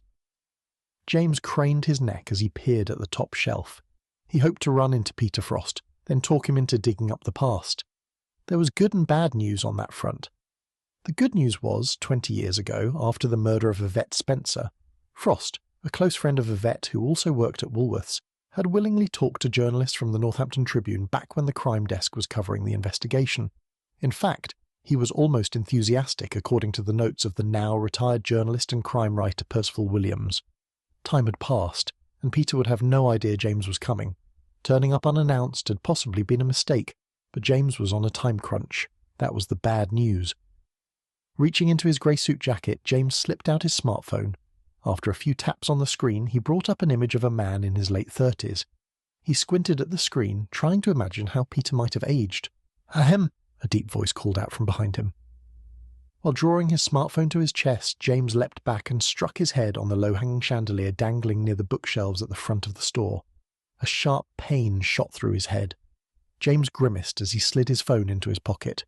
Over his shoulder, a man in his mid-50s smirked at him. James rubbed his head as he stepped out from under the swaying chandelier. Peter Frost? The man stepped back and narrowed his eyes at James as he scratched his reddened skin under his neatly groomed beard. Who's asking? Naturally, the interview was off to a promising start. James Lalonde, Northampton Tribune. I'm here to talk about the Honourable Albert Harrington. A brief look of recognition swept across the man's face. Sorry, I don't know who he is. The man ambled towards the cafe and till counter in the centre of the room. Of course, he didn't know who Albert Harrington was, just like he didn't remember one of Northampton's most high-profile murder cases from the 90s. Multiple local papers covered it, a few of which had since closed down. On top of that, he probably didn't recall being interviewed by the police or speaking with Percival. Peter. The man paused at the mention of his name. James pressed on. Before Albert Harrington died, He had reopened the file on the murder inquiry into Yvette Spencer's death, which I'm sure you remember. Peter grimaced. And why would he do that? They caught the slimy weasel. Where were you last night and in the early hours of this morning? James reached inside his jacket and pulled out his phone. You think I killed this Albert guy? Peter placed his hands on his hips. Who do you think you are, coming into my store and accusing me of murdering someone I don't know? I discovered Albert was murdered this morning when I turned up to interview him. Now that the interview has become a murder inquiry, I'm interviewing people related to the case he was looking into. Peter's expression softened. Oh, I see. So you think someone involved in the case murdered Albert? That's my theory. Why? What if he's just reading old case files? Peter went around the counter, then emptied the old coffee grounds out of the coffee machine. Yvette's daughter visited Albert the morning he died. She's investigating her mother's death. James peered over the top of his glasses and his eyes strained as he watched Peter tinker with the machine. Peter paused and tilted his head back. He wasn't just looking into old case files, as you put it. James narrowed his eyes. Peter leaned over the counter. Obviously, Yvette's brat has figured out that Dad killed Mum and wants a longer jail sentence, and when confronted by Albert, Thomas killed him. James pursed his lips. Peter glared at him. He's done it before. Since you're so willing to throw Thomas under the bus, I'll assume you have no alibi. Peter laughed. Where do you think I was late last night through the early hours of the morning? You're a smart guy. I'm 57. Where do you think I was? James tilted his head. It's never good to assume. Peter's face turned dark crimson. Listen up, you stupid toff. I was at home in bed all by myself. James shook his head. And how did you know Yvette? You appeared to be quite helpful in the multiple statements you gave to Percival Williams from our crime desk back in the day. Percival was a great guy. He wasn't a presumptuous, spoiled toff. Peter slammed the portafilter against the knockbox, scattering coffee grounds across the counter. The pleasant smell of fresh coffee had given way to something acrid, as if he'd let the last brew burn. Like me? That's what I said. How did you know Yvette? Peter closed his eyes and hung his head. I went on a few dates with her. James nodded. Sorry, but I have to ask. Were you dating her around the time she was murdered? No. Peter grimaced. I stopped dating Yvette because she wanted something serious and I wanted something casual. That's the problem with dating a woman in her 40s. They want something serious. James said nothing. Peter's jaw tightened. Nearby sat an extensive collection of LGBTQ+ fiction. Peter turned around and followed James's gaze. You want to get a book before you go? Peter wasn't winning any awards for subtlety or salesman of the year for that matter, and it wasn't exactly difficult to tempt a writer to buy while standing in a bookshop. No, I'm just surprised to see such an extensive collection. Usually British bookshops can be quite conservative. James shrugged. The shop suddenly felt smaller. Its floor-to-ceiling shelves seemed to press in from all sides. Dust motes danced in the shaft of light from the window, and somewhere deeper in the shop the old floorboards creaked. That's why Book Bin is the best pre-loved bookshop in Northampton. We don't discriminate against our customers, Peter scoffed. James held up his hands in mock surrender. I was just paying you a compliment. It's nice to see that your books are for a diverse readership, that's all. Peter narrowed his eyes at James. A bead of sweat dripped down James's brow. Would it be correct for me to assume that you and Yvette remained on good terms? Peter nodded. Well, yes, sort of. What do you mean by sort of? Yvette moved on and lined up her next boyfriend. She got Thomas Walsh a job as a packing boy during the night shift. Thomas was possessive and was constantly watching her. I felt uncomfortable. It turned out that dating Thomas was the worst decision of her life. It sounded as if someone was still holding a grudge, a 20-year grudge. James ran his fingers through his thick, dark blonde hair. Give me an example of Thomas's possessive behaviour, because at the moment it sounds as if he would have rather killed you. Peter leaned over the counter as James took a few steps closer. The tiny bell on the door rang. A tall, aging man hobbled into the shop and headed towards the back. Peter peered around James and nodded. Sometimes Thomas would follow Yvette home but not walk with her. I think he was super jealous and thought she was cheating on him, Peter said in a hushed tone. James's eyes widened. Are you suggesting that he stalked her? Peter shrugged. You could put it like that. And you're sure there was no one else? No other guy? Peter rested his chin on his fist and stared across the room. It was 20 years ago, but I remember the events well. Yvette never mentioned another guy, but I could tell there was a man in her life. She was happy and in love. I noticed her change in mood the day Thomas started working at Woolworths. Peter's eyes glazed over. I'm certain they were dating, and there was no one else. On several occasions at work I saw Yvette and Thomas flirting. They seemed happy. James pocketed his smartphone, then slid his hands down the front of his suit jacket. Did you know Yvette had a daughter? Peter froze, then waved the suggestion away. She's not mine, if that's what you're asking. James nodded. You know what that means, don't you? Peter leaned in closer. She's the spawn of that weasel. Perhaps she inherited a few habits from her father. Peter was deep in denial and almost too eager to present another option for Rachel's parentage. James glanced once more at the floor-to-ceiling bookshelves, then at Peter's flushed face behind the counter. The elderly man shuffled along the far wall, eyes glued to the spines on the shelves. There was nothing more to gain here. The bell jingled behind him as he left, and the early afternoon summer air burned into his skin. It was well above 30 degrees Celsius, and he was sweating in his suit. He checked his watch. According to the research assistant, Thomas Walsh was working at a hardware shop. Some internet sleuths had mentioned it under an old article circulating on Friendspace. So much for anonymity.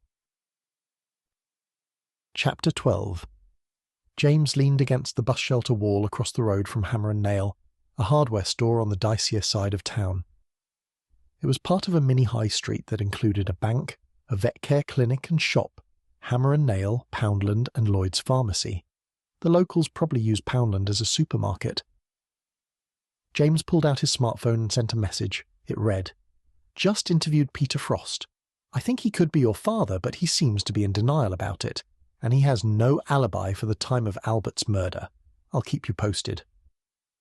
As he slipped the phone inside his jacket pocket, it buzzed. A message had come through. To his surprise, Rachel seemed grateful and happy to help him investigate Albert's death. It was a welcome reaction, considering that James had expected skepticism and reluctance on her part. As James crossed the street, he glanced over at the handwritten 20% off store-wide sign posted in the window. Upon reaching the front door, James peered inside. It was empty. Perhaps the online sleuths had driven away customers, and the sale was an attempt to bring them back. A tiny brass bell jingled above him as he opened the door and closed it behind him. The polished floorboards creaked under James's feet as his brown leather boots struck the floor. Hammer and Nail was fragranced with that same smell that permeated the walls of every hardware shop on Earth. Sawdust and WD-40. Fluorescent lights overhead hummed above the one-aisle-wide shop and flickered as if they were threatening to go out, but didn't quite possess the heart to follow through. Crammed with paint tins, brushes, rope and gardening tools hanging from pegboards, the store had a claustrophobic edge. At any moment, James was sure that the overstocked shelves might topple inward. He needed to stop torturing himself by venturing into small spaces. Speckles of dust fell in the weak afternoon light as it filtered through the grimy, never-washed front window. A man with a thick head of salt and pepper hair poked his head out of the open storeroom. He grunted. James continued sauntering up the aisle towards the storeroom. The man glared at him unblinkingly over the top of his thick black frames. James froze. An uneasy feeling swept through his body. The man grunted a second time as he stared at James. Perhaps Peter tipped him off. Then James realized he'd made a mistake. He was visiting a potential murderer who worked in a place filled with a plethora of sharp and blunt objects, and he hadn't told a soul. So angering Thomas wasn't an option. "Thomas Walsh?" James asked as he paused a few meters shy of the storeroom door. "What's it to you?" the man mumbled. "Don't worry, I'm not the police." James lifted his hands in a mock surrender. "I'm James Lalonde from the Northampton Tribune. I'm doing a story about the murder of the Honourable Albert Harrington, and I thought you might give me an insight into what he was like as a person." "Shit." Thomas dropped a box onto the floor, then strolled down the aisle towards James. "When was this?" Thomas stopped a few centimetres away. James took a deep breath. "Late last night or in the early hours of this morning?" Thomas relaxed. "I was with my parole officer, Michael Lawrence, at 6 p.m, then went back to work late here until 9 p.m. They have CCTV. Installed it after a recent robbery. After that, I went home and watched TV until midnight with my flatmate Alan Smith. He works here too." James stepped back. Before Albert died, he reopened the case file for the investigation into Yvette's death. Thomas's posture stiffened. Didn't do it. That's not why I'm here. James's heart raced. A family member came forward, insisting that Albert look into the case again. Thomas grimaced. You mean someone realized I was innocent? Thomas pointed over James's shoulder. Despite my past convictions, I would never have hurt Yvette. That woman was an angel, a saint. James nodded. And now Albert's dead, and I will never be exonerated. Thomas threw his hands up. Typical. James narrowed his eyes. My theory is whoever killed Albert didn't want that case to be reopened, so that's what I'm going to do. Reopen the case. Thomas held his breath as he stared at James. What makes you say that Yvette was a saint? James pulled out his smartphone. Yvette got me a job, you see, at the old Woolworths after she found me begging for money on the streets. Thomas's voice broke. She was a sweetheart. I could rent a room because of her. I've already spoken to Peter Frost and... Let me guess. Thomas's shoulders dropped. I'm a crazy stalker. James bit his lip, then shrugged. That's the general gist. Thomas scoffed. I did borderline stalk Yvette, but I never went as far as following her home. Thomas shook his head. I'm ashamed of what I did, but I had no reason to kill her. I was in love with her. I was lonely, and she was the only person who was nice to me. Tell me about your relationship with Yvette. Thomas leaned back. What relationship? I never dated her. I wanted to, but I lost my nerve every time I saw her at the old Woolworths. One of her co-workers was always watching me. I was worried that he recognized me from my previous trial and sentencing. You've been to prison twice?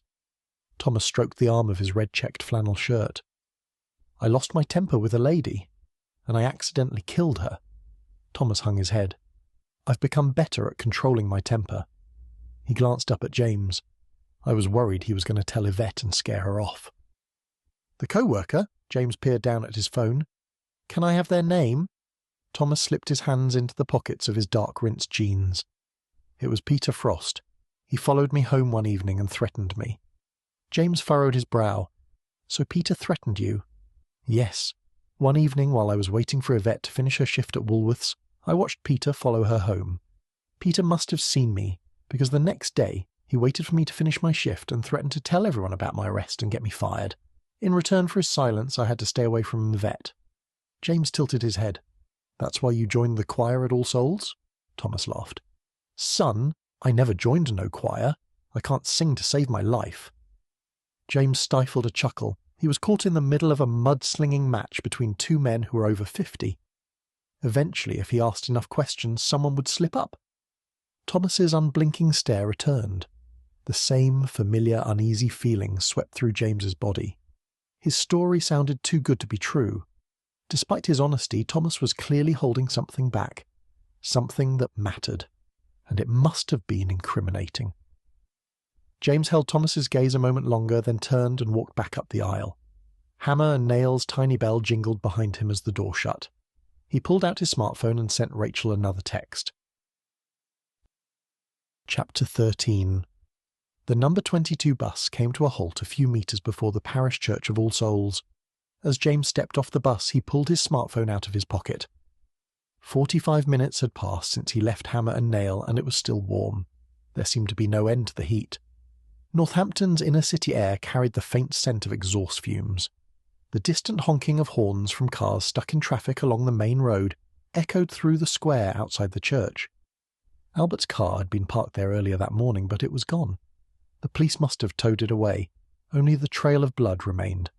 A large group of pigeons, oblivious to the grim evidence, cooed as they pecked at discarded breadcrumbs scattered across the large honey-coloured pavement tiles.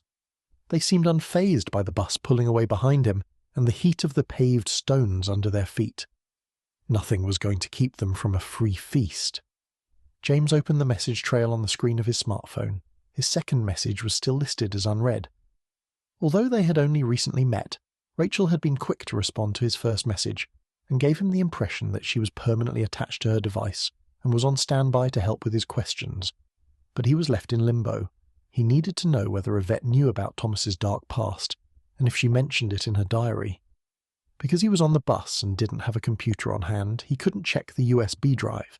It made more sense to ask her. James assumed that Rachel had probably read her mother's diary a few times. If he were in a similar situation, he would probably be able to recite it by heart. With anxiety building, James tapped the screen of his smartphone and brought up his address book. For longer than he should have, James stared at Rachel's number on his screen as he ambled around to the bus shelter and sat. He tapped her number and listened to the dial tone. His posture stiffened as the voice of a middle-aged woman answered, "Hello." As his heart raced, James stood in the bus shelter. Who is this?" Papers shuffled in the background. "I'm Morgan White from Northampton General Hospital's Critical Care Unit." James's mouth fell open as he lowered the phone and stared at the screen. Rachel's name stared back at him. Maybe she worked at the hospital. "Sir, are you still there?" Morgan asked as James brought the phone back to his ear. "What?" James's voice broke. "Can I speak to Rachel, please?" "May I ask who's calling?" James froze. It was strange that someone else had answered her phone. "It's James Lalonde. Is Rachel okay? I was texting her an hour ago and she seemed fine." "Yes, I can see your most recent text on the screen." Morgan paused. "Less than an hour ago, Rachel Spencer was admitted to hospital. Unfortunately, there was an accident and she's in critical care." An accident? It was so vague, yet it said enough to create a sense of panic. Hopefully his investigation wasn't the reason for her accident. James ran his fingers through his thick, dark blonde hair. "I'll get to the hospital as soon as I can." The line fell silent. "Sir, are you her next of kin?" He shrugged. "I'm not sure if she even has a next of kin. Rachel doesn't have many people in her life. She has no family." For the next few seconds, Morgan said nothing. All he could hear was the creaking of an old office chair and the clicking of a pen. "I can only give out information to her next of kin, I'm afraid." James sat on the edge of the red bench in the bus shelter. "How bad are her injuries?" "I can't say." He shook his head. "I'll be her next of kin until you find someone more suitable." The line fell silent again. "I can't agree to that." "Her mother passed away shortly after her birth, and she doesn't know who her father is. She has vaguely mentioned her grandparents, who lived in Liverpool, but I can't remember if they're still alive. All I know is that she inherited her flat from them. It was originally her mother's, so I can be her next of kin until we figure out if her grandparents are still alive." The shuffling of papers echoed through the tiny speaker on James's phone. "You've made a few good points." Morgan paused. "You didn't hear this from me, but she has a head injury, and I'd be surprised if she woke up today or even this week." "When do you think she'll wake up?" Morgan sighed heavily through the speaker. "I can't say. I've already said too much." James exhaled. "Who called in the accident?" "I need to hang up. I've got a lot of work to do. Call back later," Morgan said in a hushed tone as the line fell silent. Hunched over in the bus shelter, James pulled the phone away from his ear and tapped the red button on the screen. Her accident was too much of a coincidence. Rachel must have discovered something she was never meant to know. Or maybe he was jumping to conclusions, and her head injury was just an accident, not something from a horror flick involving a shadowy figure out to get her. But, then again, the killer had already planted Albert's chessboard under Rachel's bed, so a figure lurking in the shadows didn't seem too far-fetched. Chapter 14. Far off in the distance, a portrait of the crucifixion of Jesus rested on the ornamental screen covering the wall behind the altar. The gold detailing surrounding the crucifix glistened in the altar's light. James paused. An extravagantly restored gold chandelier hung from the ceiling of the nave, centred between two marble pillars. The parish church of All Souls was exquisite, a far cry from the Église Notre-Dame-la-Grande in Poitiers. With holy water dripping from his fingers, James headed down the flagstone floor. The nave was silent except for the occasional creak of settling timber.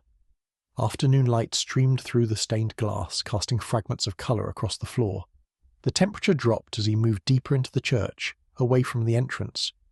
Hunched over in a pew near the marble column on the right-hand side of the nave was Father Edward Harrington. James slowed his pace as he drew closer to the dark-stained polished bench. As he shuffled along the narrow bench row, Edward glanced up at him. A pinched expression swept across the rector's face as James sat next to him. James nodded. "Sorry to disturb you. I need to ask you a few questions about your brother's last moments and the case he was looking into the day he was murdered." Edward stared at the floor between his feet. James bit his lip. "I realise this is a tough time for you, but there are things that don't make sense to me." It's okay for you to be asking questions, Edward straightened. It's all I can think about. Why do you think I'm sitting here and not doing my weekly pastoral care visits? The first question needed to be phrased carefully. Anxious about arousing Edward's suspicions, James tilted his head. He leaned forward and stared at the ornamental screen. The last thing he needed was for Edward to clam up. He furrowed his brow as he glanced at Edward. I overheard D.S. Anwar Khan mention that you and your wife had dinner with your brother and his wife, Victoria. What happened after dinner? Did you have time to hang around and chat with him? A smile swept across Edward's face. Albert and I retired to his study for our usual game of chess and a glass of scotch. He insists that I have one. Albert is... Tears welled up in Edward's eyes. Was relentless, even as a kid. If he wanted something, he always got it, usually by wearing you down. James reached out and rubbed Edward's back as the man sobbed. It was as if everything had just caught up with him all at once. For the next 10 minutes, neither of them spoke. Edward wiped his cheeks. Sorry. His eyes were reddened and glazed over as if he'd been crying for hours. What did you chat about during the chess game? James asked with a sympathetic smile. Edward rested his hands on the back of the pew in front of him and stared straight ahead. Albert spoke about how becoming a father had changed his perspective on things. He seemed excited about becoming a father. Edward looked at James. He mentioned that Victoria's mood swings were driving him spare. Edward leaned back and held his hands up. His words, not mine. I think Albert thought he was doing something wrong. James took a deep breath. His phone buzzed. He sighed. Only one person would be texting him because his French phone was at home, so it wasn't his grandparents, and it was unlikely that Rachel had woken up so soon, and his flatmate Frederick was on holiday. How did he seem to you? James leaned forward and rested his elbows on the bench in front of him. He peered at Edward. Did Albert tell you, however subtly, that he was being harassed or had concerns? Edward wrinkled his brow. You think he was being harassed? Perhaps, James shrugged. I need to be open to all the possibilities.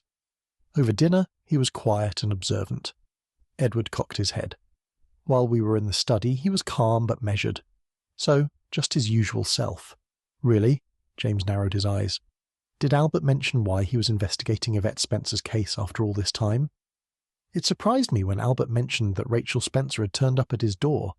Albert brought it up casually as we were playing chess. Edward shook his head. His tone felt like polite conversation.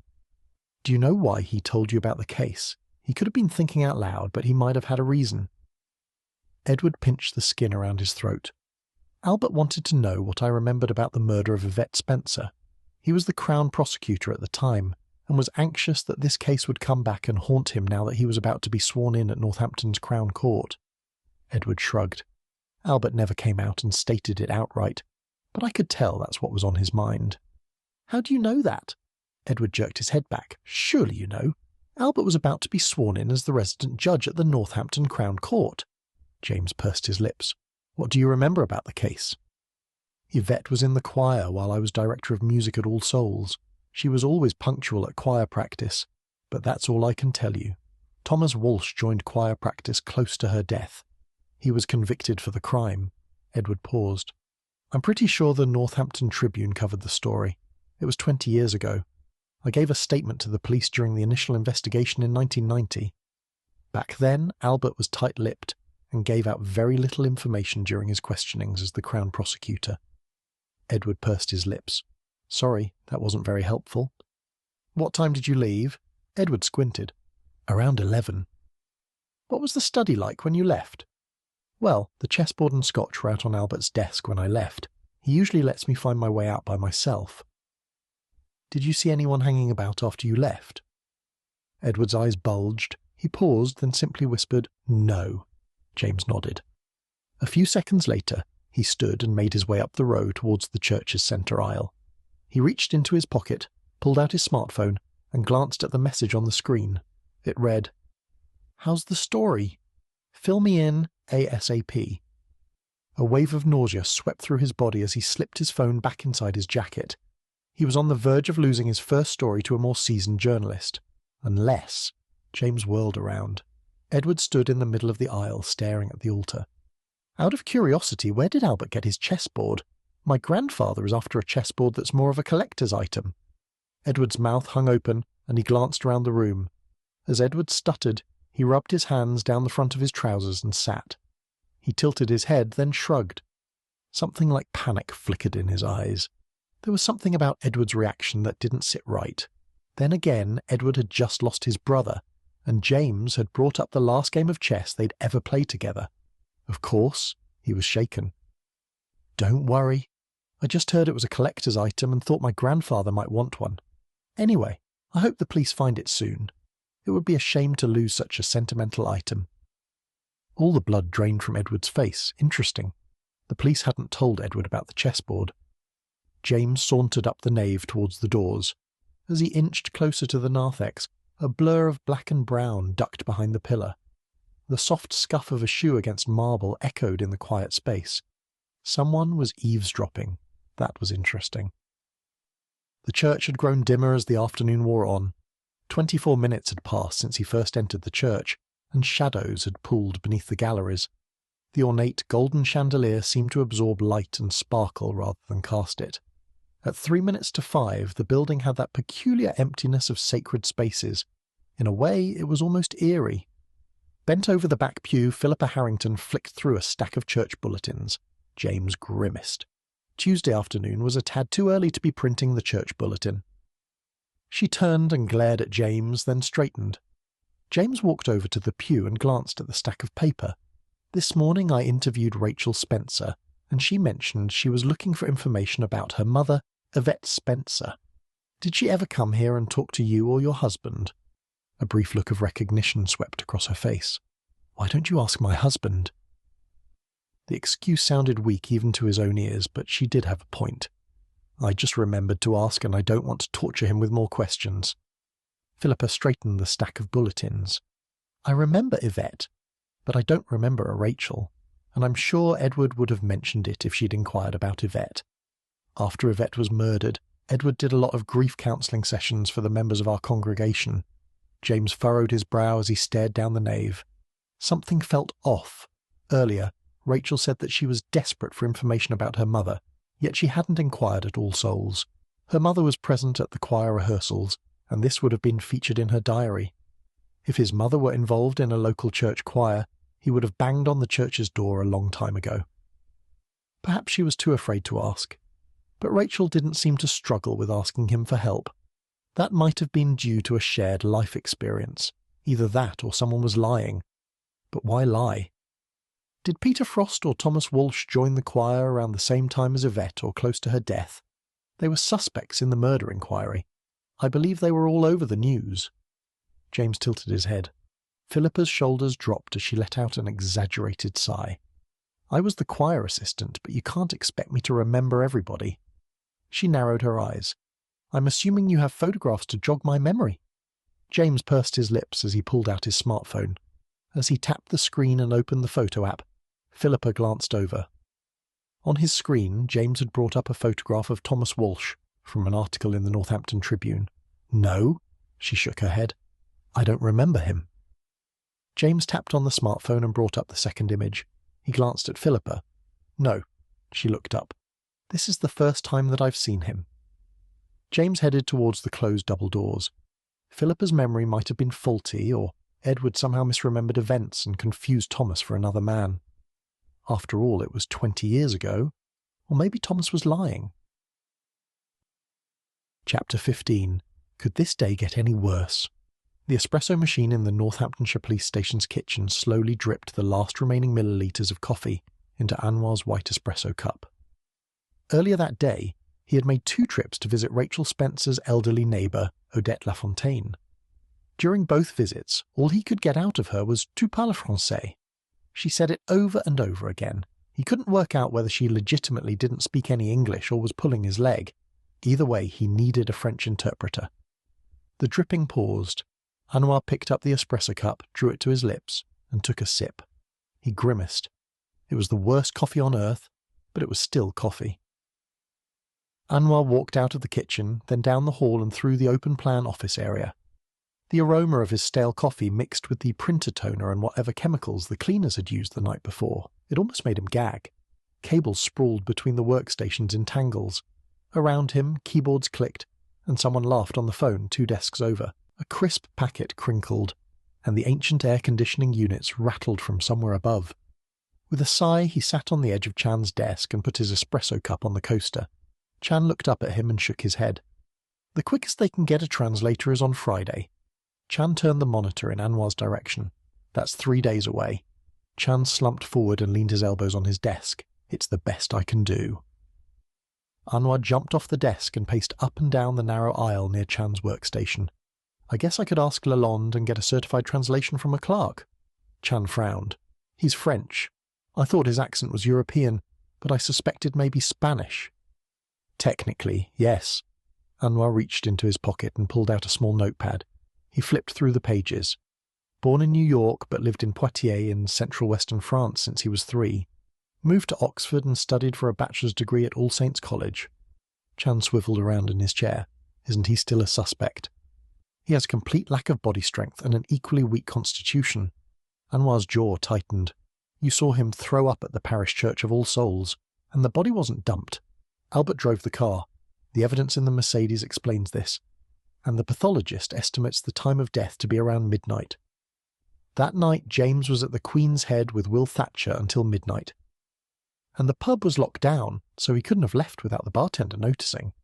Chan nodded as he leaned back in his chair. So, his alibi checks out. Anwar groaned. What's with the hesitation? Chan tilted his head. Anwar stared at his espresso cup. I don't think he's going to cooperate unless I offer to share information with him. Chan folded his arms. How do you know that? Consider things from his perspective. I handcuffed him, put him in the back of my car and took him to another crime scene in hopes that he could incriminate himself. I did everything but accuse him. And he's the press. Chan nodded. The other day I saw him at that new coffee place close to 5. It's the one with the cheesy name. The barista told me he was a regular. Same time, every day. Anwar picked up his espresso cup and stared into the dark liquid. He was about to ask a favour from someone he'd handcuffed earlier that morning. This ought to go well. He checked his watch. It was 5:15, so he had to leave immediately if he didn't want to miss James. Chapter 16. The pungent aroma of burnt Italian coffee beans filled the newly opened inner city cafe, Coffee Haven. Muted jazz played beneath the low hum of conversation, and the late afternoon sun spilt through the wide arched windows, tinting the black and white tiled floor a warm gold. A pair of suited office workers huddled by the window, their half-finished cappuccinos cooling beside untouched pastries and biscuits. The barista boiled the milk, then slammed the metal jug on the coffee maker, disrupting James's train of thought. James's stomach rumbled. He checked his watch. Reese would still be in his office, pacing, swearing and yelling at some poor, unsuspecting victim. It wasn't safe to return to the office. The second he walked through the front door, Reese would be all over him like a rash, quizzing him for information about his first story. As James peered down the long queue, someone tapped him on the shoulder.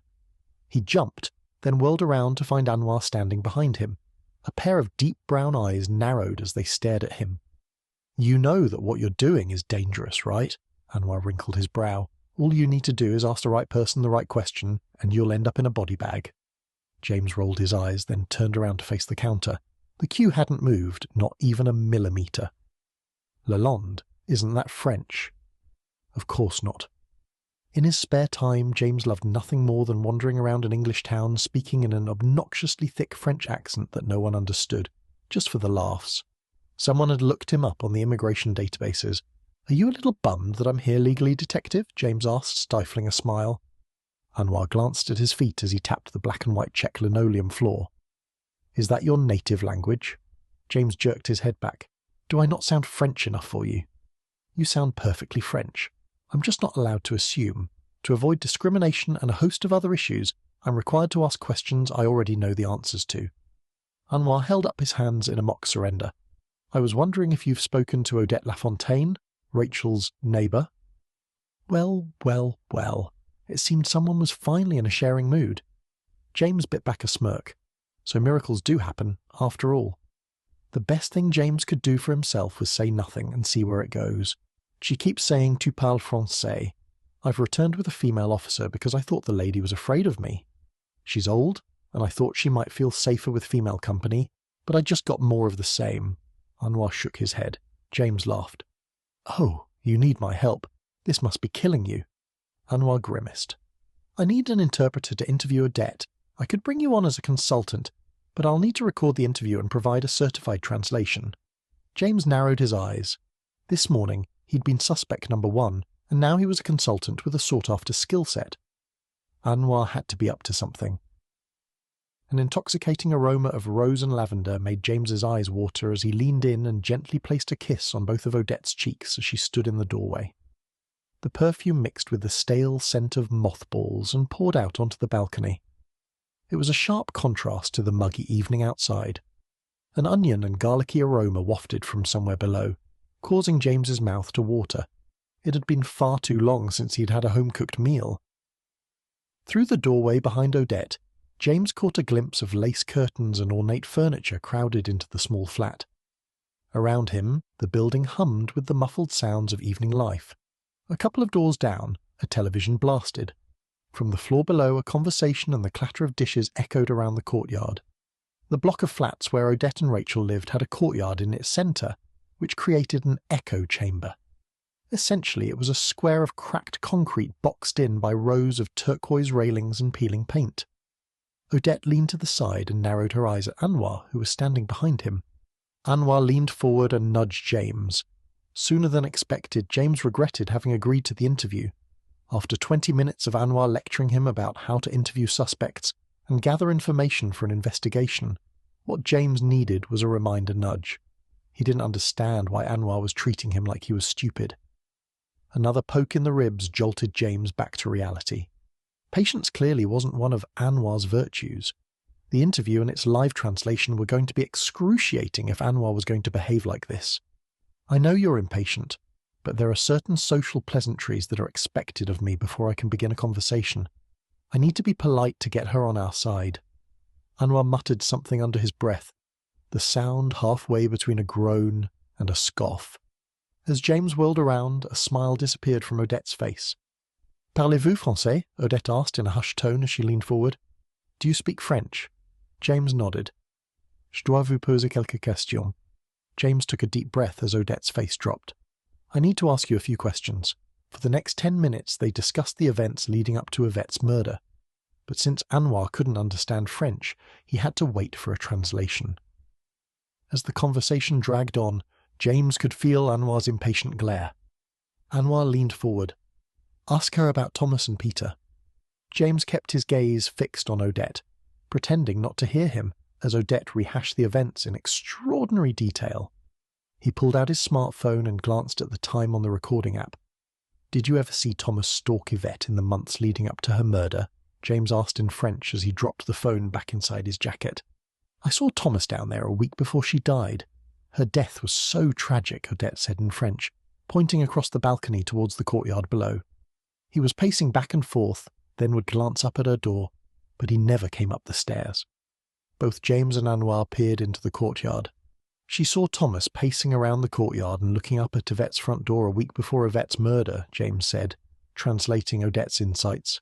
Apparently he never came up to her flat. Peter Frost? James leaned against Odette's doorframe. What about Peter Frost? He never visited Yvette. If he visited her, I would have seen him. Those stairs are the only way up and down, Odette said in French as she folded her arms. Did you keep Yvette's diaries, hoping you would see Rachel again one day? James asked in French as he peered over Odette's shoulder. He glanced at Anwar, whose bored expression was reflected in Odette's large, polished silver tray. I didn't know she had a baby. I took the diaries because I didn't want the police combing through her private thoughts, Odette said in French as she leaned over and glared at Anwar. Quand avez-vous rencontré Rachel pour la première fois? James glanced at Odette's short, glossy pink fingernails. When did you first meet Rachel? She turned up at my door a few months ago and asked about her mother, Odette said in French as she pointed at the balcony. Anwar tapped James on the shoulder. Ask her about this afternoon. Avez-vous vu ce qui est arrivé à Rachel cet après-midi? James took a deep breath. Did you see what happened to Rachel this afternoon? Je n'ai rien vu. Odette waved her hand in the air. I saw nothing. James shrugged and shook his head at Anwar. Odette's expression hardened as he turned back to her. Before he could ask another question, she gripped her door handle. One last question. Did Yvette have any other visitors or maybe a secret boyfriend that we should know about? James asked in French. No, Odette shook her head, then slammed the door in James's face. James leaned his head against her front door and sighed. Another French custom? Anwar asked with a hint of laughter lingering in his voice. Chapter 17. Wednesday, 8:43 a.m. The whole thing had disaster written all over it. After James had parted ways with Anwar the previous evening, he hoped that would be the last time they would interact. But here he was on the dicier side of town, opposite Hammer and Nail with Anwar in tow. It was 17 minutes to 9 in the morning, and the other shops along the mini high street were closed. The lights were out in the bank and Lloyd's pharmacy, but a light was on in the vet care clinic and shop, and someone was wandering around inside. In the clinic's window, the large neon open sign wasn't alight. There was no way a convict on parole would answer his questions with the fuzz looming in the background. On top of that, he was about to enter a narrow shop and speak to a man with a history of violence, one who had a plethora of objects to pick up and throw. Just another day at the office. James headed down the footpath towards the hardware store and grimaced as Anwar slammed the door of the red Peugeot. Anxious about the events that might be about to unfold, James picked up his pace as he crossed over to the other side of the road. Far off in the distance, a familiar but faint voice cleared his throat.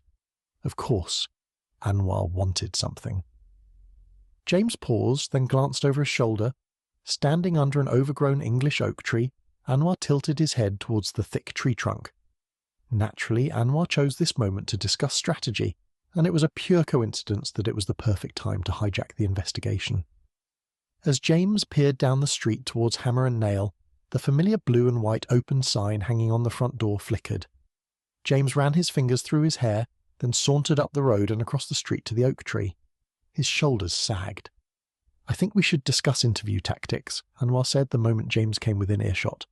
"Since you did a reasonable job with Odette Lafontaine, I think you should take the lead on this one too." For a second, James thought he'd misheard Anwar. A reasonable job? Yes. So you're going to overlook the fact that if it weren't for me, you'd still be looking for an interpreter to interview Odette, and thus would not know that Thomas might have lied in his initial interview. Anwar glared at James. "I had my suspicions." James smirked. "But your suspicions aren't enough. You need evidence." Anwar folded his arms and leaned against the thick trunk of the English oak. "Your point?" "We both know why I'm here. The man in that store is a convicted felon who will most likely not talk to you unless you drag him into the station, which will prompt him to call his lawyer." James placed his hands on his hips. "That's a problem for you. You need him to talk. At least acknowledge why I'm here instead of pretending that you're doing me a favour or helping me hone my interviewing skills." James pointed towards the hardware store. "Fine. The information about Thomas being in the courtyard of the flats the week before Rivette's murder is new. According to the old case file, he was spotted following her home but wasn't seen on location. Even though the case is closed, I still need to ask, and he refused to give me an alibi for the time of Albert's death." Anwar folded his arms and leaned against the thick trunk of the English oak. "And I'm curious about his alibi for Rachel's accident. On top of this, if I bring him into the station, that will violate the terms of his parole. I want to remain on his good side because he knows more than he's sharing. I want him to trust me. And the only way you can build that trust is through me." James pursed his lips.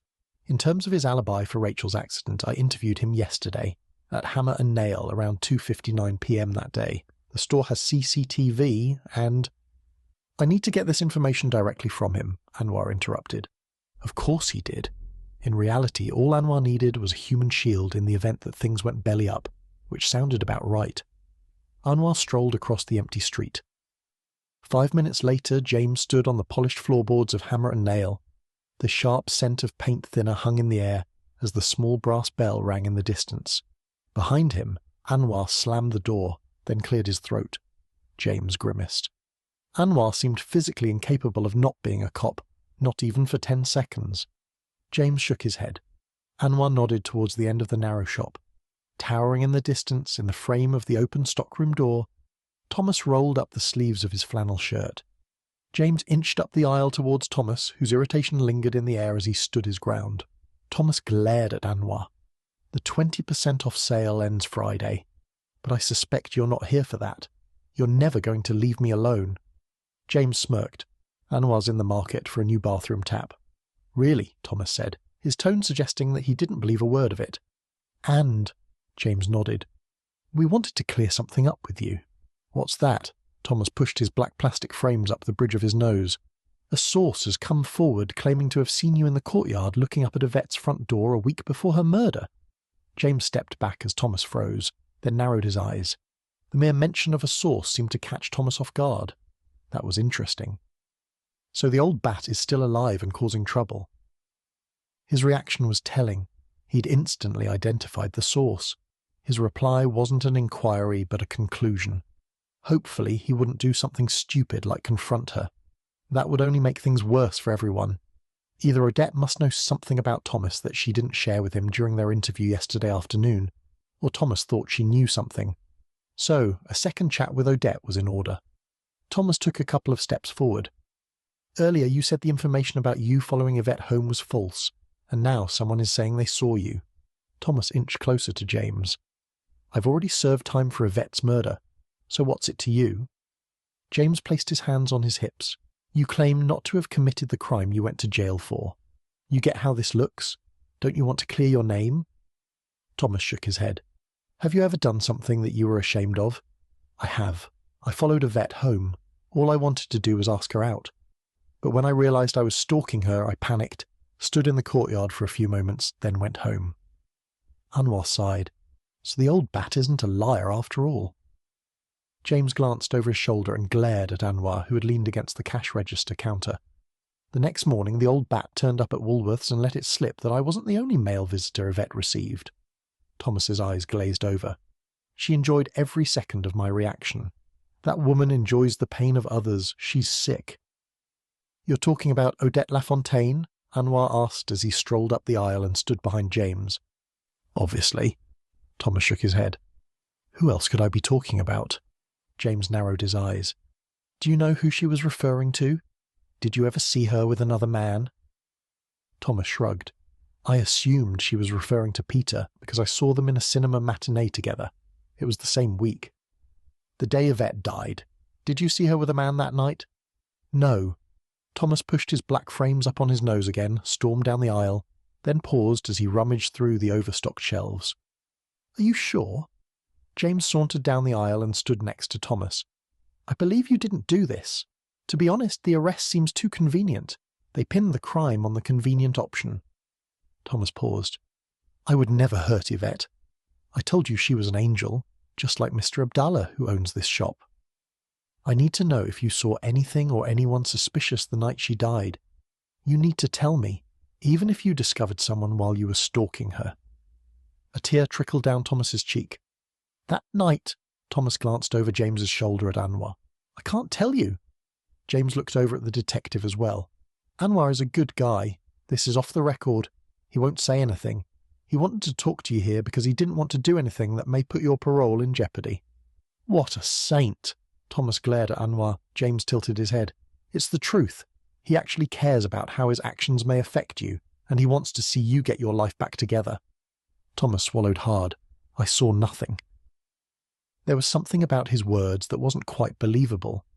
Then again, Thomas might just be defensive. It was understandable, given his previous experiences with law enforcement. I'm so ashamed, but I was violating my parole. It was only a bit, but I bought cocaine from my dealer, Omar White. He was arrested around the same time as me for drug charges. I was at his place doing a line the evening Yvette was murdered. Thomas's voice broke. Either way, I was going to end up in jail, so I said nothing.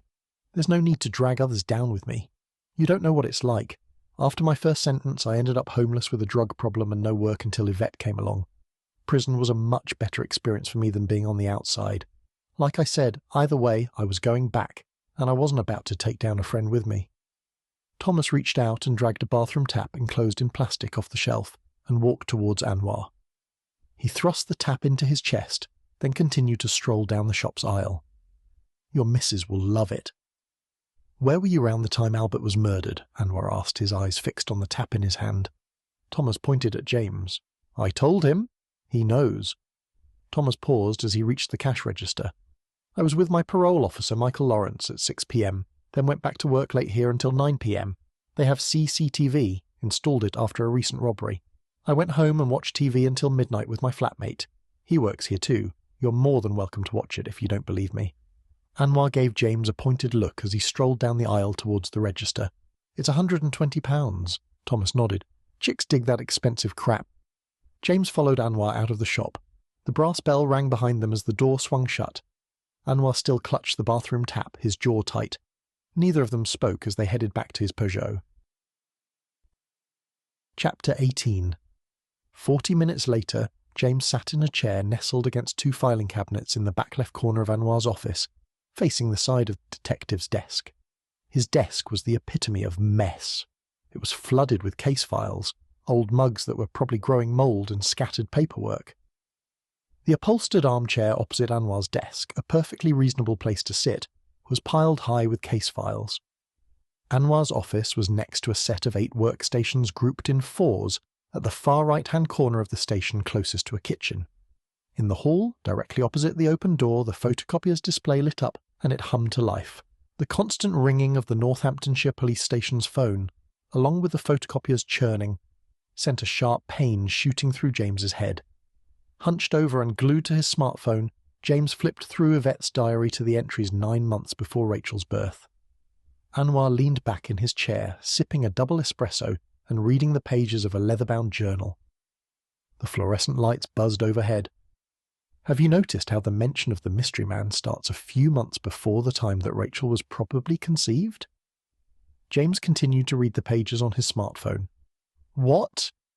Anwar narrowed his eyes. James couldn't believe what he was hearing. Naturally, it was up to him to spell it out. Obviously, there is no one who goes by the name Mr. E-Man. It's code for a mystery man. She's protecting the identity of her lover. Anwar pulled the double espresso away from his lips. We don't know if this mystery man is her lover. Yvette devotes an entire passage to how alluring his cologne is, and how aroused she feels at the sheer smell of the scent. James leaned back and grimaced. She's doing the horizontal mambo with this guy. She was 40 when she died. James laughed. Rachel exists, so you need to get over the too old to conceive thing. Anwar shook his head. This mystery man who was visiting Yvette wasn't just making house calls. James paused. From a certain perspective, one could argue he was. But my point is, he's Rachel's father. Hunches are great if you work for a trashy tabloid, Anwar scoffed.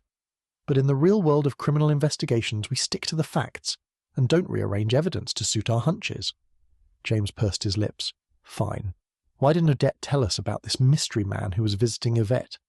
It was 20 years ago, Anwar shrugged. The air conditioning rattled. Someone far off in the distance laughed. At least one person had managed to have fun while at work. So Odette remembers new information, placing Thomas at Yvette's apartment 20 years ago, but forgets the frequent visits of a male visitor. Odette is an old-fashioned Frenchwoman. James smiled. Trust me, she loves a scandal. She remembers the mystery man. Perhaps, due to his live translation of their chat with Odette, Anwar had missed the subtler nuances of her personality. That might explain why he believed she'd simply forgotten after 2 decades. The small pile of case files wobbled as Anwar slammed the diary onto the table. Either Thomas or Odette is lying. Who do you think it is? The violent criminal who has a history of not telling the truth, or the 76-year-old woman who lived next door to a murder victim? James slipped his smartphone inside the pocket of his jacket as he shook his head at Anwar. What does his violent past have to do with his ability to tell the truth? The evidence points to Thomas. Anwar slammed his forefinger down onto his desk. He has an alibi. Anwar gave him a look as if to say he wasn't done arguing and meant to win. Okay, let's discuss his shaky alibi. James shifted in his seat as Anwar glared at him. Did you know that Mr. Abdallah, the owner of Hammer and Nail, has a soft spot for trying to rehabilitate criminals? He's involved in his local mosque and in outreach programs. A year before Thomas was released from prison, Mr. Abdallah hired Alan Smith. Anwar set down his espresso cup. He's Thomas Walsh's flatmate and another violent offender. That's his alibi from 9 p.m. through to midnight. James shook his head. What about the CCTV and asking his flatmate? Anwar continued to glare at James. 3 hours is enough time to place Thomas at the scene of the crime, with plenty of time to commit the murder, and now for his motive. Thomas went to jail for a crime he didn't commit and was angry, so he took his revenge at the first opportunity. This is ludicrous. James slapped his hand on the pile of case folders on the edge of Anwar's desk. Anwar narrowed his eyes at James. "We both know that you're just after a page-one story. Are you even going to check out his alibi?" Anwar didn't answer. He picked up the case file and started reading. James had seen enough. There was no point arguing with someone who had already made up his mind. He grabbed his jacket from the back of the chair. If Anwar wouldn't follow up on Odette, then he would. Chapter 19. He should have known it would end this way. The scowl etched on Odette's face as he and Anwar hiked up the stairs towards her flat should have been his first clue. After a fruitless and disappointing squabble with Odette, James and Anwar reluctantly boarded the number 3 bus with the septuagenarian to travel to the 10th level of Dante's Inferno, also known as the Society of Crochet and Knitting. But it wasn't all bad. Much to James's delight, Odette was in the mood to speak English. She had pulled the wool over Anwar's eyes. He must be fuming. There was a moment during their conversation, when he was translating for Anwar, that James thought she was listening in, but he dismissed it. Technically, she fooled them both. 15 minutes later, James and Anwar followed Odette into a late 19th century fire station turned library. The building had retained its original grandeur with exposed brickwork and high-vaulted ceilings. Modern bookshelves lined the crisp white walls and almost blended in. Dust particles floated in the sunlight that streamed through tall windows. Behind them, a piano sat silent in one corner, its dark wood gleaming under the industrial-style beams overhead. They joined a knitting club full of elderly women. The pungent aroma of old books and an artificial lavender fragrance made James's eyes water as the group claimed a corner near the children's section. Their chairs were arranged in a loose circle around a low table scattered with patterned books and balls of yarn in muted pastels. In among the sea of grey yarn and spectacles, James sat between Odette and Anwar, who was holding a set of medium-sized knitting needles and attempting to cast on stitches. Judging by the stares and whispers, he was doing it wrong. To James's surprise, Anwar was a skilled knitter. But Anwar's cold, hard stare discouraged James from asking for tips. Perhaps the case was going to be a two-body murder after all. After much deliberation, James bit the bullet. "Odette, I get that you're frustrated with all of our questions." James spoke in a hushed tone as he leaned to the left. She held up her forefinger. "No, we knit." Anwar peered over and glared at Odette. "Are you worried about Rachel's accident?" James leaned back in the small wooden chair, the wood creaking under his weight. "You can't believe that was an accident. It's too much of a coincidence." Odette tilted her head as she continued to cast on stitches with her pale blue yarn. "You've seen a lot of things connected to this case, and whoever murdered Yvette and Albert is probably aware that you know things that could lead to their arrest." James cocked his head. "What do you think a person like that would do if they thought you knew too much?" "No proof." Odette stood, then walked over to the nearest bookshelf, clutching her needles. James pushed himself out of the chair and followed Odette across the room, Anwar close behind. "A person like that doesn't need proof. There's too much at stake for them. If you talk to Anwar, then he'll be able to protect you." James trailed after Odette as she meandered around the shelves. His patience was wearing thin. She paused, then faced James. "I'll say nothing." James ran his fingers through his hair. "It will not work out like that. The murderer will see you as a liability, and will have no problem silencing you. You live alone. If you got into trouble, how long would it be before someone noticed?" Odette reached across the shelf and pulled out a glossy hardback book titled Knitting for Kids. Anwar sniggered. "Don't you want to make sure this person ends up behind bars?" Odette frowned and closed her eyes. "Fine. You win." James took a deep breath. "I know you were taunting Thomas Walsh as he was working in Woolworths just before Yvette was murdered. According to statements provided to the police, you mentioned Yvette had a male companion who frequently visited her flat." She shook her head and waved. Such a drama queen, that one. "Odette? You too." She waved her finger at James. "I only heard voices and I never saw him leave. But I knew he wasn't Thomas or Peter. He had an unfamiliar accent." Anwar cleared his throat. "Are you sure you didn't see him?" "I'm sure. Her gentleman paid a few visits but stopped maybe 6 months before Yvette died, or possibly longer." "He just disappeared," Odette snapped. "And you haven't heard the voice since?" Odette shook her head. "The night Yvette died, while Morris was doing the late shift, he drove buses. I was home alone. I thought I heard the voice, but I was drifting in and out of a dream, so I wasn't sure if it was real. That's why I say no." James pursed his lips as he grabbed the book. Cast your mind back to the day of Rachel's accident. Are you sure you didn't hear or see anyone around Rachel's flat? Odette shrugged. Nothing useful. What did you see? James whispered, as he glanced around the library. Nothing much, Odette said as she waved at James. Muffled arguing around 7:30 a.m. It wasn't the same voice. 30 minutes before the argument, I saw the lady from the Christmas pageant outside Rachel's door. I saw her in the mirror above my fireplace. Do you know her name? Anwar called out from behind James. Odette folded her arms and glared at Anwar. If I knew her name, I would say so. I'm Catholic. I don't go to the Anglican church. James nodded.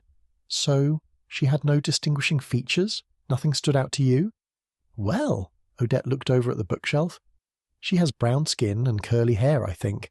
But you're not allowed to say that these days. I'm not a racist, you know. James made eye contact with Anwar and pulled out his smartphone. A couple of moments later, James stared at the screen as he waited for the website of the Parish Church of All Souls to load. As he turned the screen around to show her the photo of the church's staff, Odette nodded. Her! She struck the screen with her long index finger, almost knocking the device out of James's hands. You know, my Morris had a similar accident, but late at night. Those stairs are treacherous. Chapter 20. Slam. James grimaced as Anwar closed the door to the Peugeot, then crossed the street and strolled towards the book bin. With his hands in his trouser pockets, James hunched over and followed after Anwar, listening in to his conversation. I don't care. I need all entrances and exits of that hospital covered. One man outside the patient's room will not cut it. Chan, just do it. I don't care what he says. The station needs to put its resources towards this case. It's important. James paused mid-step. We should interview Philippa before this guy? Anwar glared at James. I'm not interested in talking. I want to catch her in the act. If she's responsible for Rachel's accident, then she or whoever it is will be back to finish what they started. And I want Peter's alibi. He's hiding something. I want to know what it is. Trust me, I have no intention of leaving any stone unturned. That's a gamble. James strolled towards the blue-grey French doors. As he reached for the handle, he peered up at the looming grey clouds. Summer was officially over. It was a bittersweet realization. On one hand, he was glad that the hot weather and restless nights had come to an end, but he would also miss the warmth of the sun. The door creaked in protest as James pulled it towards him. A tiny familiar bell chimed from above. Through the shop's bay window, light from the overcast sky barely reached the towering bookshelves, turning the shop into a maze of shadows. A faint aroma of must and old glue lingered in the air, hinting that something had recently been repaired. As the air conditioner hummed to life, the bitter aroma of burnt coffee beans drifted from the coffee machine. Above the cash desk, a hanging light fixture flickered, as if the bulb was on the verge of giving up. Far off in the corner of the store, clutching a stack of books, Peter turned and smiled. But his smile soon faded. He shifted his stack of books from one arm to the other. What? Peter snapped from across the empty bookstore. Anwar let the door close with a bang, which for him probably qualified as patience. We just need to ask a few questions. Peter narrowed his eyes at James. I know why you're here. Am I your only suspect?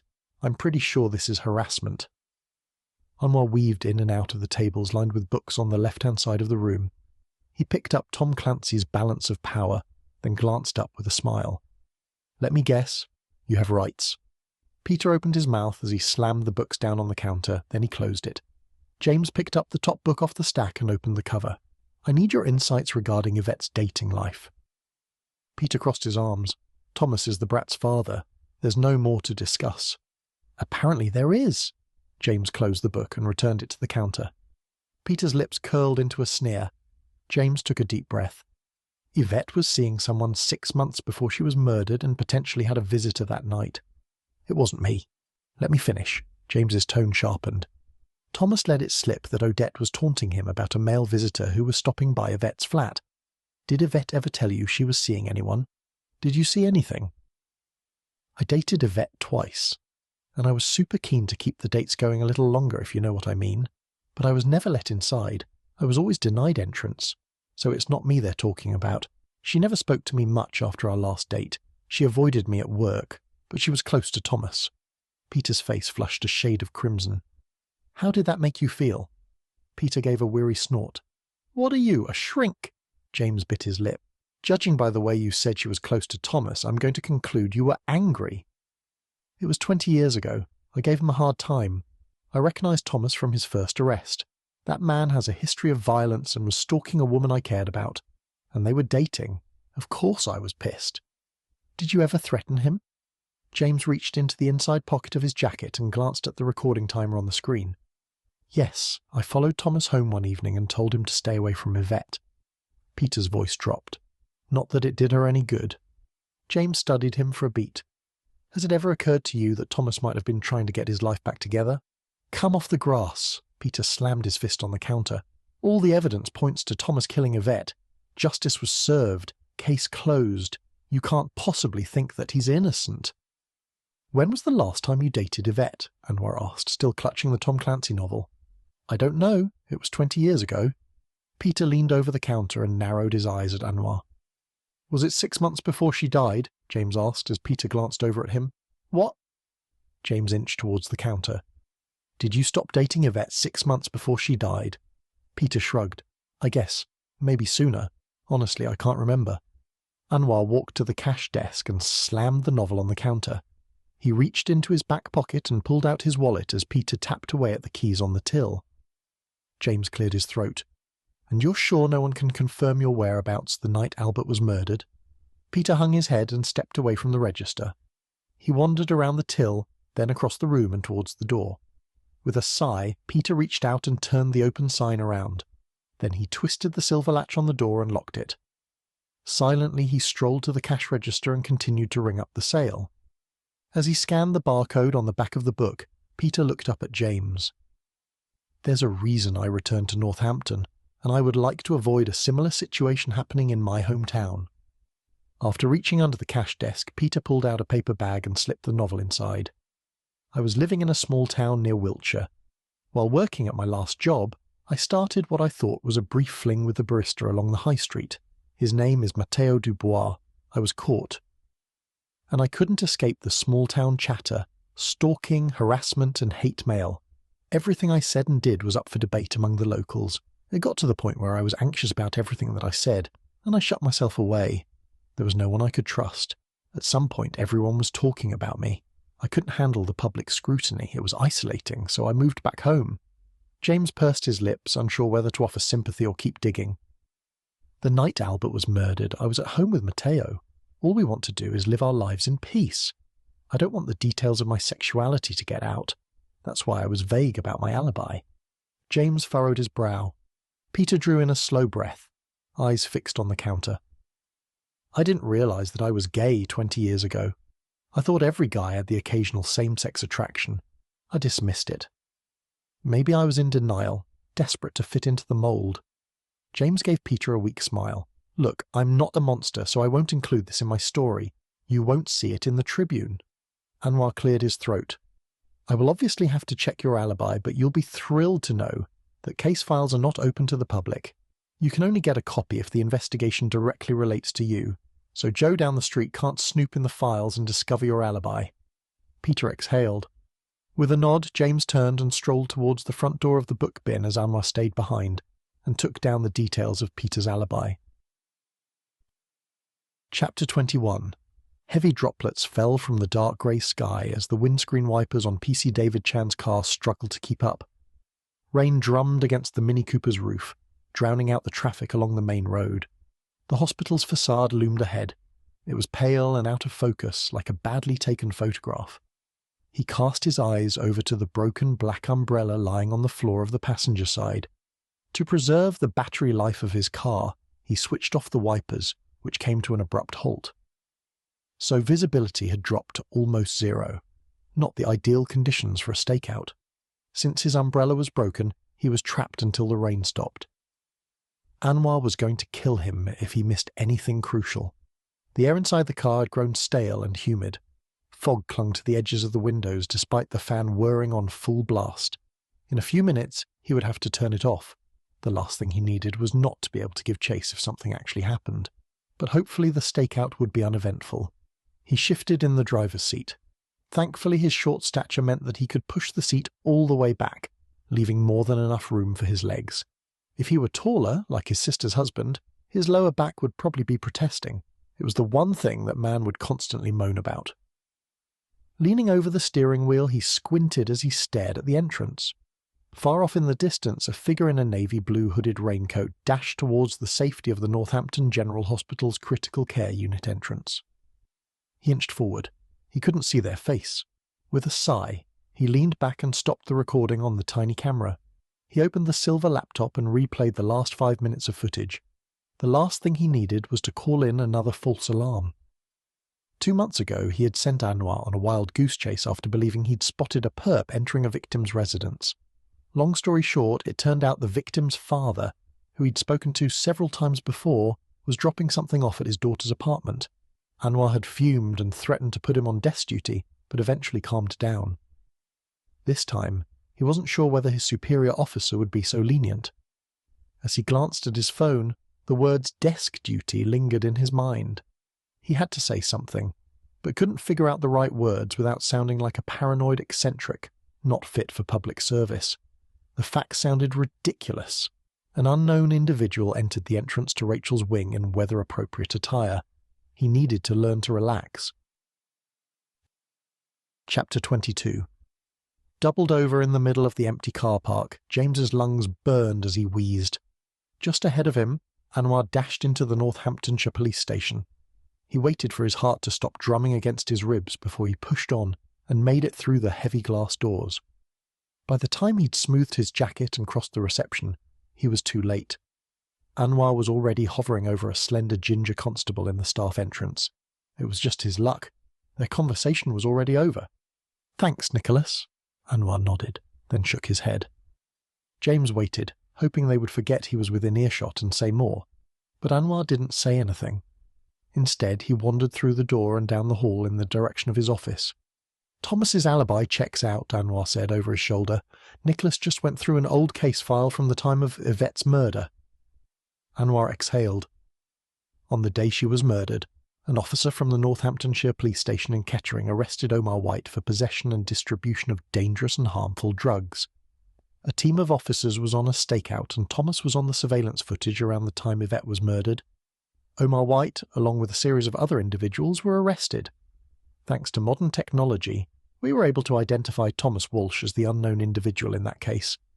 I forwarded you the details for your story.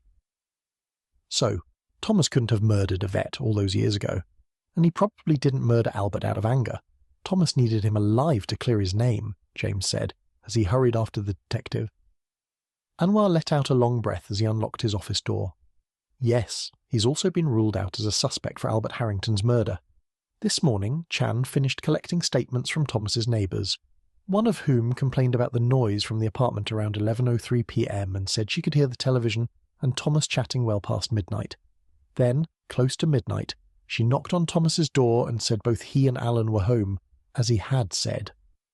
Anwar opened the door and entered, dumping the contents of his pockets on his desk as he ambled around his office. You were right. He is trying to learn from his mistakes. What about Peter's alibi? No word yet. Anwar nodded towards his desk. Somewhere under the case files, empty mugs, and scattered paperwork was Anwar's desk. A dying pot plant sat on the windowsill, its leaves brown at the edges. The corkboard on the wall to the right of Anwar's chair was full of pinned photographs and faded sticky notes. Before Anwar reached his chair, he paused and turned around. Wandering back to the other side of the desk, he picked up a pile of case files off the upholstered armchair and placed them next to a small pile of files on the corner of his table, creating a mini wall. He waved James over as he pulled out what looked like a brand new ergonomic chair. It was different from the one he had this morning, with tags still hanging from the lever under the seat. As James sat, Anwar leaned over and whispered, "This is unorthodox, I admit it, but I've used up a lot of manpower on a stakeout of the Northampton General Hospital. I can't use any more manpower on this case." Anwar nodded. "I thought we could strike a deal. I'll let you see the old case files for Yvette's murder, provided you don't print anything that may jeopardize the murder trial of Albert Harrington. Perhaps I could look at your story before you print it and let you know if you're crossing any lines. I don't want to see you getting arrested." James said nothing. It sounded like a favour, but at the same time it wasn't. He wanted to edit James's copy. Reese was going to love that. Anwar smiled. I'm not trying to edit your copy or silence you. I don't want to see you arrested for contempt of court." "Oh, so you're doing this because you care about me," James smirked. "Yes," Anwar said with a grumble as he handed over a set of manila folders. 20 minutes later, James stared at the handwritten page on his smartphone. The answer had been staring him in the face the whole time. He'd overlooked the obvious. A wave of anxiety swept through him as he contemplated the consequences of his discovery. Anwar would want more than a theory based on initials in a journal. As James continued to read the diary, the tiny hairs lifted on the back of his neck. Anwar was staring at him, his eyes narrowed. "What did you find?" James closed the file and set it down in his lap. "You remember when I found a reference to a secret lover in Yvette's journals?" James paused, choosing his words carefully. "I thought it was a code to conceal the identity of her lover." "Yes," Anwar said, with a hint of skepticism in his voice. "Yvette was writing in code, but not in the way I thought. Mr. Eman contains the initial of his first name followed by 3 letters of his middle name. She wasn't hiding her relationship. She was trying to be discreet." Anwar grimaced. "What?" "Here." James pointed at the first paragraph of Yvette's journal. "It's not a mystery man, but Mr. Edward Emmanuel Harrington, a.k.a. Mr. E-Man." Anwar shook his head. "Why am I sensing a conspiracy theory?" James waved his hand dismissively. "Hear me out. If Father Edward Harrington was Yvette's lover, that gives him, or possibly his wife, a motive for murder." Anwar rubbed the bridge of his nose. Father Edward murdered his brother because Albert either discovered the secret and confronted him, or was getting close to figuring out the truth. Because of his position, Albert wouldn't have kept this a secret. James reached over, grabbed a sticky note and placed it on the edge of the page. So he attempted to murder his brother and left him on the floor of the study. But Albert wasn't dead, and drove his car to the church to include his brother in the murder investigation, hoping the police would make the connection. And if Edward was willing to kill his brother, you can bet he would kill his lover to save his career. And possibly try to push his illegitimate daughter down the stairs. Anwar shook his head. Just because it fits doesn't mean it's related. There's no information other than a journal to support this theory. Yvette could have had a crush on Edward. That doesn't mean they were lovers. James shifted in his seat. Okay, maybe Philippa murdered Yvette out of jealousy, perhaps accidentally, when she found out that Yvette had Edward's child. When Albert started looking into the case again, Edward came home and told his wife. She sneaked out in the middle of the night and murdered Albert to hide her secret. This might also explain why Philippa was seen outside Rachel's flat. Or maybe Philippa was curious to see Yvette's child. Anwar closed a file, placed it to his left, picked up another file and flipped through it. "Fine. You want evidence? I get it." James pursed his lips. "Why don't you check to see if Rachel is related to Albert? You have multiple samples of Albert's blood and even hair fragments from the crime scene. You could ask for Rachel's DNA to rule her out as a suspect.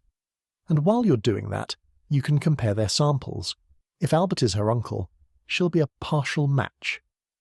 Anwar drummed his pen against the desk. "Now that you mention it, this morning I got access to Rachel's emails.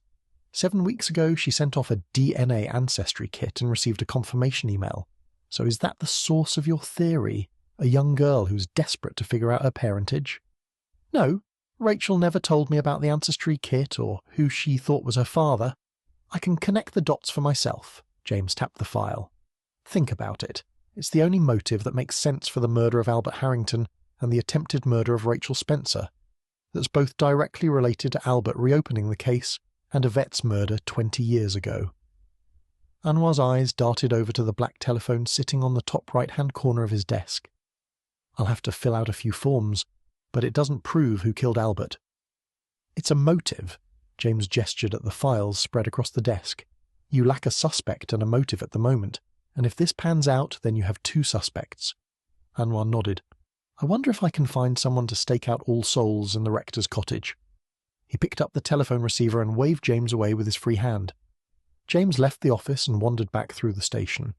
By the time he reached his car, he'd made up his mind. Rachel deserved to know what he'd discovered, even if Anwar hadn't confirmed it yet. Chapter 23. From the second the double-glass doors of the critical care unit slammed shut behind him, doubt sprouted in his mind. As he headed down the cold, pristine white corridor of the Northampton General Hospital, His chest tightened. Perhaps Anwar was right. He was giving too much weight to Yvette's journal. Since her diary wasn't intended to be read, he couldn't understand the value of bending the truth in something that was supposed to be a reflective exercise. It had to be true. Then again, maybe he wasn't prepared to consider the obvious. Yvette might have been lonely, and had an unrequited crush on Edward. Despite all logical reasoning, various worst-case scenarios swirled around his head faster than before. They were like lemmings. Once he swatted a thought away, two more cropped up in its place. Taking a deep breath, James paused as he reached the ward's reception desk. A red-haired, middle-aged woman with a pixie cut glanced at him. Pinned on her sky-blue dress was a metal badge bearing the name Morgan White, with an upside-down watch hanging underneath. "Can I help you?" Morgan asked. Her tone was professional, but at the same time it had an unwelcoming edge. "I'm here to see Rachel Spencer. I spoke with you earlier on the phone, soon after she was brought into the critical care unit." He tugged at the collar of his shirt.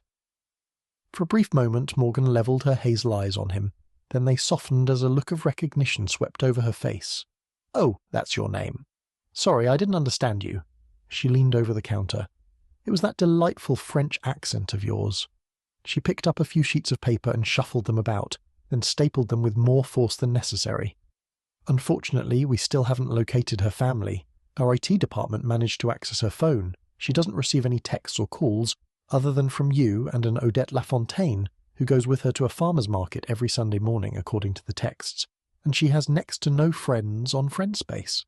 Morgan's face drained of all its colour. "I think she has no one.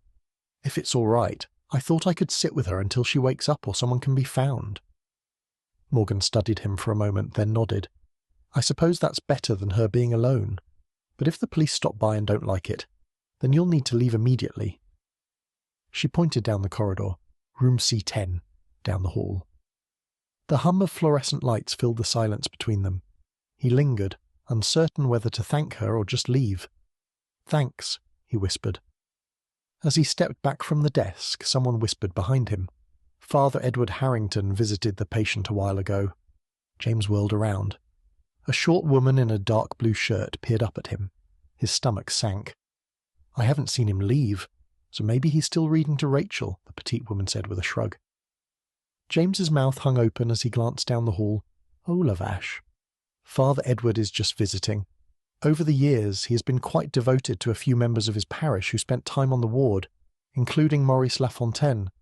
Maurice has been in critical care for almost 20 years, Morgan said in a reassuring tone. The room spun. A small hand grabbed James's left elbow. "He's not reading Rachel her last rites," she said as James glanced over his shoulder at the petite woman standing behind him. "Usually his wife and the patient's family members are present." "And the officer on duty?" Morgan pointed down the hall. "He was called away an hour ago." James headed down the corridor towards the slightly ajar door of room C10.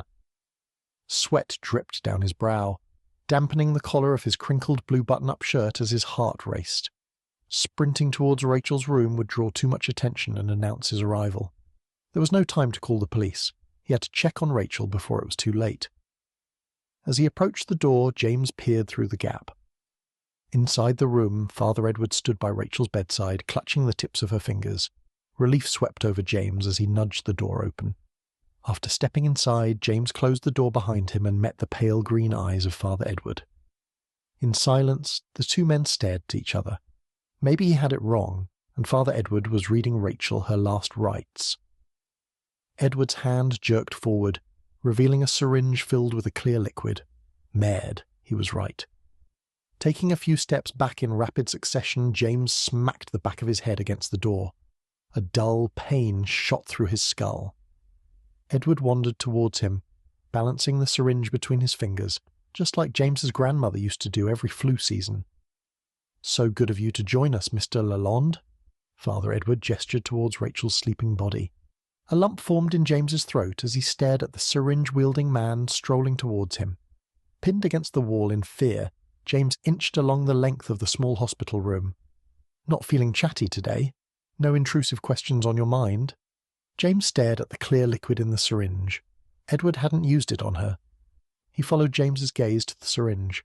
"I guess you're wondering what's in here. Because you're about to find out. You have the right to know," Edward said in a calm, eerie tone. I'd intended to inject Rachel with this, but since you're here, it's only right that you should go first. James sprinted around Rachel's bed, pushing the overbed hospital tray between them. Trapped in the corner between a syringe-wielding madman, a chest of drawers, and a ventilator, James realised his mistake. Casting his eyes towards the door, James took a deep breath. The metal wheels of the overbed tray squealed as they were dragged along the Arctic blue polysafe flooring. It's 1,000 milligrams of fentanyl. Father Edward tapped the side of the syringe. It's the street variety, so heaven knows what's in this. Judging by your scar-free arms, you're an opioid virgin. James peered down at the rolled-up sleeves of his blue button-up shirt. We can skip the chemistry lesson. He rolled his eyes. I get it. I haven't built up an opioid tolerance. Therefore, I'll be unconscious in 10 minutes and after that certain heart failure in 6. My grandparents are doctors and lectured me once after catching me loitering in the Leclerc parking lot with a gang of youths. I'm not a moron. How many people have you killed this way? None, Edward said almost gently, the way a priest would in a moment of pastoral care. Does that surprise you? If you must know, I've worked in a Church of England rehabilitation centre on the outskirts of Northampton, and I've witnessed a few unfortunate souls overdose on this prescription drug. Over the years, I've put 1 or 2 individuals into a coma this way, but I never murdered anyone. Not with this. James shrugged. I guess stabbing is more your style. Edward lunged. Leaning on the edge of the mattress with his left arm, James hurtled over the bed. He landed and stumbled towards the door. A sharp pain jolted through the inside bend of his right elbow, causing him to stagger back. Glancing over his shoulder, James met Edward's eyes. The room spun as Edward pulled the empty syringe out of James's flesh. Crashing to the floor, James struck his head against the metal clipboard holding the patient file. As he took a series of deep breaths, a tight band formed around his lungs. Mared. Edward crouched down and hovered over James as he squirmed on the floor. Then, out of the corner of his eye, a tall metal object came into view. Why kill your brother and daughter? James rasped as a heavy sensation built up in his eyelids. How is knowing that going to help you? Edward shrugged. You know, most people would at least try to escape, but not you. Since you're going to die before help arrives, answering you won't hurt. Fighting the urge to sleep, James inched towards the metal object. Rachel must die for the same reason her mother had to die. She knows too much, and I have a reputation to uphold and a vocation to protect. On top of that, Yvette wouldn't accept money to help her start over somewhere new. Edward's gaze drifted towards Rachel. I could tell her daughter would react the same way. Albert, on the other hand. Much like you, he was relentless. My brother had a black and white view of the world. That worldview had very little room for redemption. He was going to destroy me and was already halfway there. I had no other choice. Loud voices echoed along the corridor, distracting Edward from his monologue. Turning his ear towards the door, Edward appeared to listen to the growing chatter. The room spun as James struggled to keep his eyes open. After dropping the syringe to the floor, Edward slid it across the room under Rachel's bed. With all the energy he had left, James arched his back and grabbed hold of the blood pressure monitor. In a single tug, James brought it down on top of him and Edward. The blood pressure monitor slammed down on James's face, pushing the frames of his glasses into the bridge of his nose. A loud, muffled groan and the clanging of metal against the blue floor filled his ears as the room fell into darkness. Chapter 24. With his heart pounding, Anwar sprinted across the Northampton General Hospital car park. The dark grey clouds rumbled as the heavy droplets of rain soaked his navy trench coat. Far off in the distance, a man wearing a bright yellow hooded jacket stood in the shelter of the covered entrance. At least Chan waited, and didn't go inside without him. Gasping for breath, Anwar dashed to the entrance.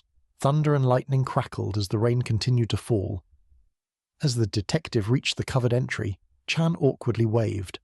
Water dripped from the edge of the canopy above them, creating a curtain of rain between the covered entrance and the car park. The automatic doors behind Chan were smeared with handprints, the residue of countless visits. A cigarette butt floated in a puddle near the entrance, spinning slowly in the current. Did you know Lalonde was going to visit Miss Spencer? Chan pointed over his shoulder as Anwar slowed his pace to a casual stroll. Anwar closed his eyes and took a deep breath. Of course, Chan took the opportunity to rub it in. He let out a weary breath. Yes, at the time I thought nothing of it. Anwar resisted the urge to roll his eyes. terrible habit that he'd picked up from Lalonde. After James left, I was scrolling through her emails. I noticed Rachel had completed a DNA ancestry kit and requested a digital copy of the results. As I read the report, I noticed it highlighted that she has a blood relative in common with the Harringtons. Chan's eyes widened. Who? Anwar placed his hands on his hips. Albert and Edward's father is a second-degree relative, making him either her half-sibling, uncle, nephew, or grandfather. Chan narrowed his eyes. Why aren't we at All Souls taking Edward into custody? I got a call from Morgan White letting me know that James had turned up at the critical care unit and was acting suspiciously. Anwar pinched the bridge of his nose. She also told me that Father Edward Harrington was visiting Rachel. Chan nodded. It's a bit premature for last rites. It turns out that our favourite conspiracy theorist was right, he muttered, almost to himself. Chan smirked. Let's not tell him, Anwar said over his shoulder as he dashed into the hospital and rushed down the long corridor to the critical care unit. As Anwar ran to the double glass doors with Chan following closely, the people in the corridor stepped to the side. As the two men approached the critical care unit, the doors parted. Out of breath, Anwar glanced over his shoulder. I want you to wait here. There's only one way in and out of this unit, unless he jumps out a window, but that's unlikely. Chan nodded. With his eyes fixed on the closed door at the end of the corridor, Anwar picked up his pace. As he passed the reception desk in the middle of the ward, Anwar spotted a metal bedpan sitting on the countertop. He paused and surveyed the room. The nurse's area was empty. Anwar glanced down the hall, then back at the bedpan. There was something suspicious about the closed door. Every other time he'd been at the hospital, Rachel's door was open. He strolled across the corridor, picked up the empty bedpan, and crept down the hall towards a room C10. Outside the closed door, Anwar leaned in and listened. A dull sound, like a Velcro fastener being ripped off of something, came from inside the room and broke the eerie silence. Frightened of disturbing whoever was inside, Anwar held the bedpan behind him. Then, reaching out with his left hand, Anwar slowly turned the handle. The room was dim. Its blinds were half-drawn, blocking the afternoon light. The steady beep of Rachel's heart monitor filled the space with its mechanical rhythm. A faint antiseptic smell mixed with something else, something sweet and chemical that made Anwar's throat tighten. Hovering over the metal bedside table, Father Edward Harrington stood next to Rachel's bed and prepared a syringe. Next to the bed was a blood pressure monitor. On the floor near Edward's feet lay James Lalonde, his mouth wide open. Edward grabbed Rachel's arm with his left hand and massaged her forearm. Anwar slipped inside the room between the gap created by the open door as Edward hunched over Rachel's bed. Without making a sound, Anwar crept up behind Edward and smacked him across the back of the head with the metal bedpan. Those childhood years of sneaking around his parents' house and scaring his brothers had finally paid off. Edward groaned as he slumped forward. A light metallic chink disturbed the eerie silence of the room. Lying on the floor next to the blood pressure monitor was a broken syringe. Anwar's chest tightened. As he manoeuvred around the sea of objects at Rachel's bed, a patch of purple and green caught his eye. He crouched down. In the crease of James's right elbow was a large purple and green bruise. At its centre was a single red dot. Of course. James had managed to get stabbed. Anwar leapt up and lunged for the lone red button on the wall. He slammed his hand down on the button. Anwar hovered over James and placed 2 fingers on his neck. I'm sorry. Chapter 25. The bright lights on the ceiling caused James to squint. Where am I? As he raised his hand to shield his eyes, an intravenous cannula with a 3-way stopcock came into view. Beside his bed, an IV stand holding 2 bags of clear liquids towered over him. James strained forward and squinted. The first clear bag read, naloxone. Rachel flashed through his mind. Was she alive, or had Father Edward finished his creepy to-do list? The room spun as James sat up in the hospital bed. To his left, lying on top of the metal bedside table, were a pair of broken spectacles and his smartphone. He picked up his phone and tapped the screen. As the time appeared, James gasped. He had less than 3 hours to meet his submission deadline. Clutching the IV stand, James swiveled his weary body around. An icy chill jolted through him as his feet touched the Arctic blue flooring. The room spun. He ambled across the floor towards the open door. As he sauntered out of the room and into the pristine white corridor, The familiar surroundings of the critical care unit came into view. A gloved hand grabbed his right bicep. He jumped. "Mr. Lalonde, you need to rest," Morgan said in a hushed tone. "I want to see Rachel." He was trying to stab her with... A sharp pain shot through James's head, causing him to grimace. Fentanyl, she could be dead. Morgan's expression softened. "She's fine." "I want to see her." James strained against Morgan's grip. Her shoulders dropped. "Fine. You can see Rachel. Stay here. I'm going to get you a wheelchair. You're in no fit state to be gallivanting around." A few minutes later, Morgan pushed the wheelchair up the corridor. Far off in the distance, a lone figure sat on a chair, hunched over. Upon approaching the room, James recognized the scrawled mop of thick black hair. Anwar. Judging by the way his eyes were darting to and fro, he was reading something on his smartphone. He looked up and shook his head. "Rachel is fine. She woke an hour ago but went back to sleep. Father Edward is in police custody, adjusting to his new surroundings."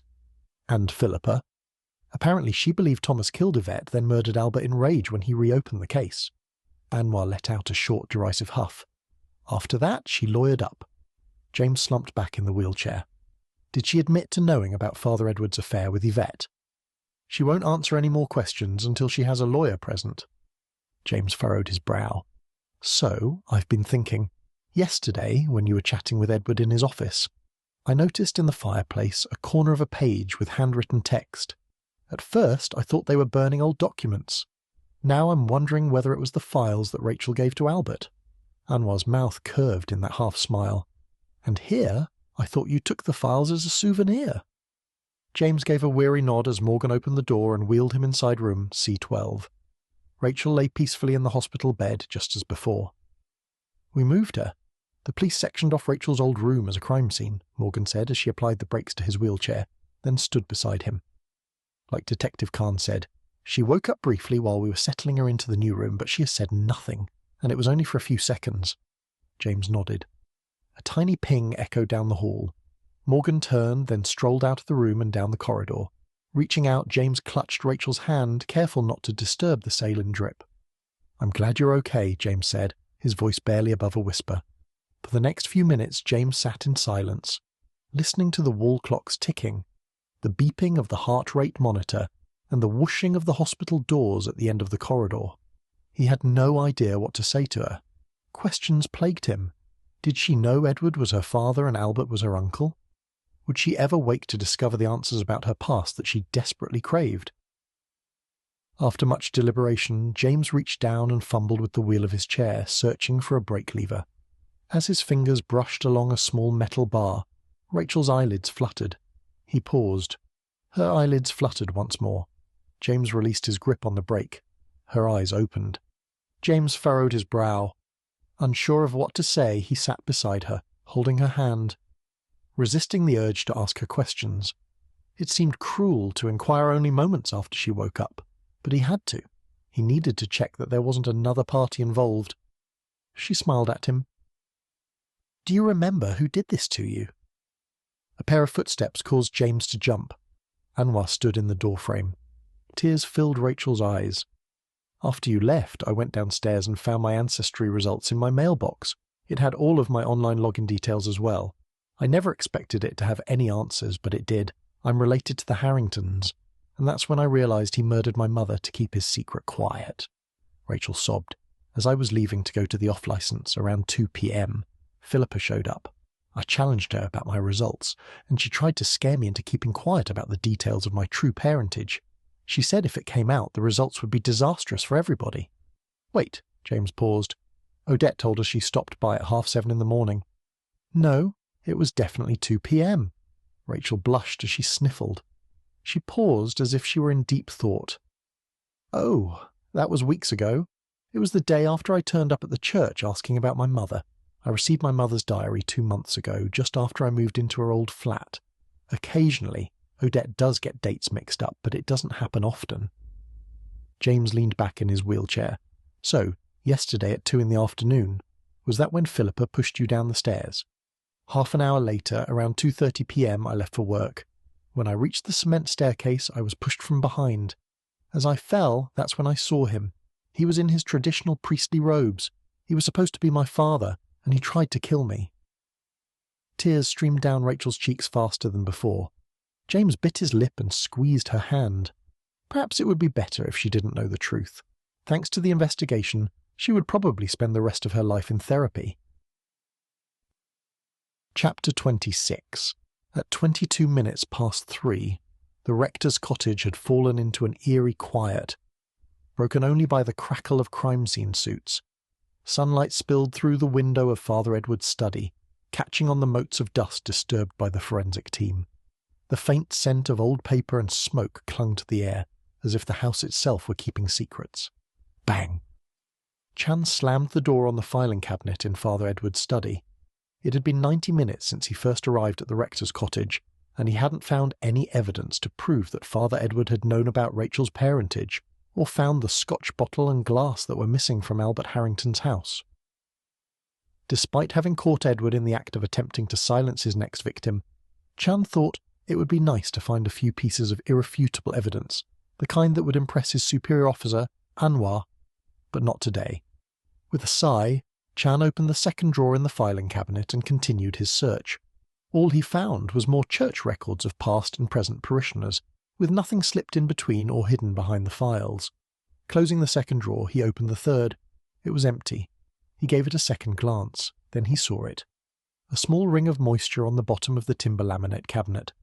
Chan reached inside his pocket and pulled out a swab sealed in a small airtight vial. He opened the lid, removed the cotton bud, and collected a sample of the liquid. Chan sniffed the brownish hue on the end of the swab before slipping it into the vial and closing the lid. The familiar smell of malted barley took him back to the after-work evenings at the Queen's Head pub. Technically, it was promising evidence, if only it led somewhere. His phone buzzed in his pocket. Chan pulled out his smartphone. Of course. Another call from Anwar, the 10th to be exact. As he pressed the large green button on the screen, a familiar voice barked through the speaker. "Check the fireplace. Our favourite conspiracy theorist just told me that either Edward or Philippa was burning handwritten pages." As Chan opened his mouth, the line went dead. Typical Anwar, angry at the world, but for once his anger wasn't directed at him.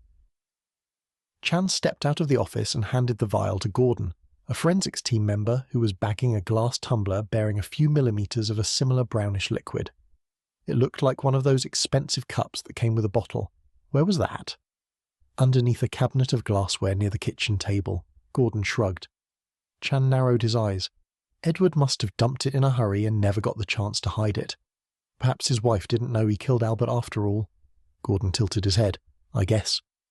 There's residue in the bottom drawer in the filing cabinet. Here's the swab. Chan handed the glass vial to Gordon. It's a similar colour to the contents of the glass.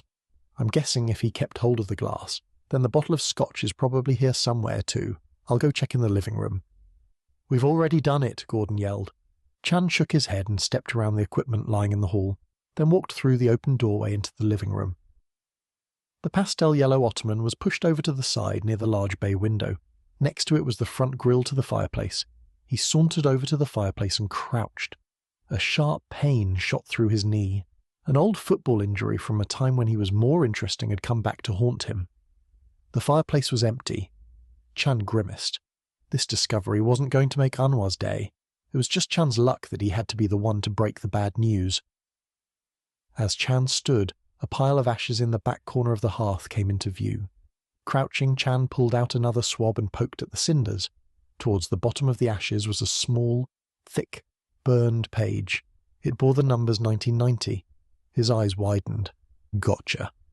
Someone call the critical care unit and ask for Anwar, Chan said over his shoulder as he smiled and looked at the page in the hearth. What? Gordon poked his head into the living room doorway. Anwar's phone is dead, and I've found something important. I can't move from here, just in case. A few minutes later, with Gordon sitting by his side, Chan listened to the dial tone. Sorry, my battery just went flat, Anwar said with a hint of panic. Albert showed Edward the diaries Rachel gave him the night he died.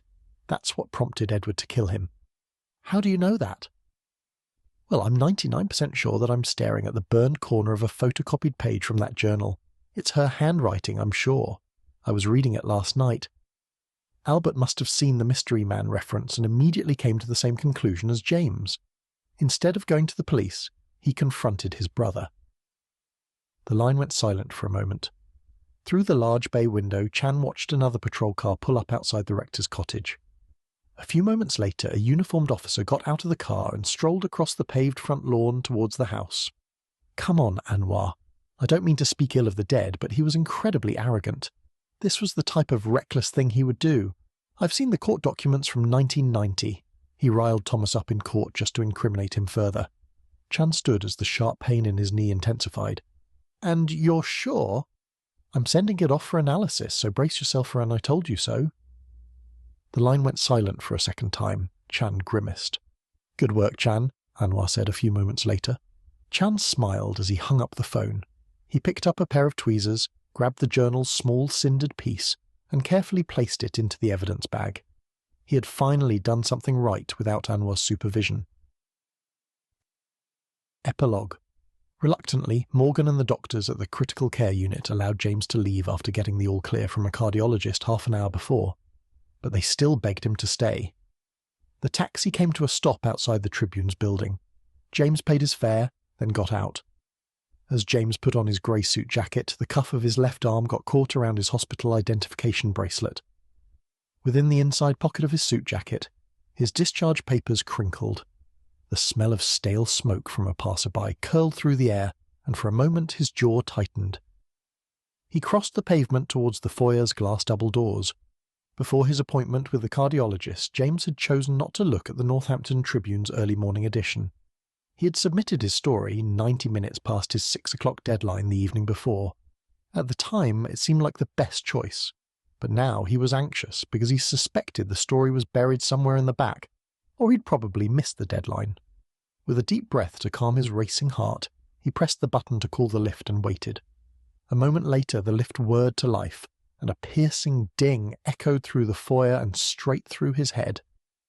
James grimaced as the doors sprang open. He entered, pressed the button for the second floor, and waited for the doors to close. His stomach churned as the lift sped towards his floor. Quite mercifully, the trip was short, and the doors sprang open. He stepped out and wandered through the second-floor foyer. It seemed quiet, almost eerie. The usual clatter of keyboards and phones was missing.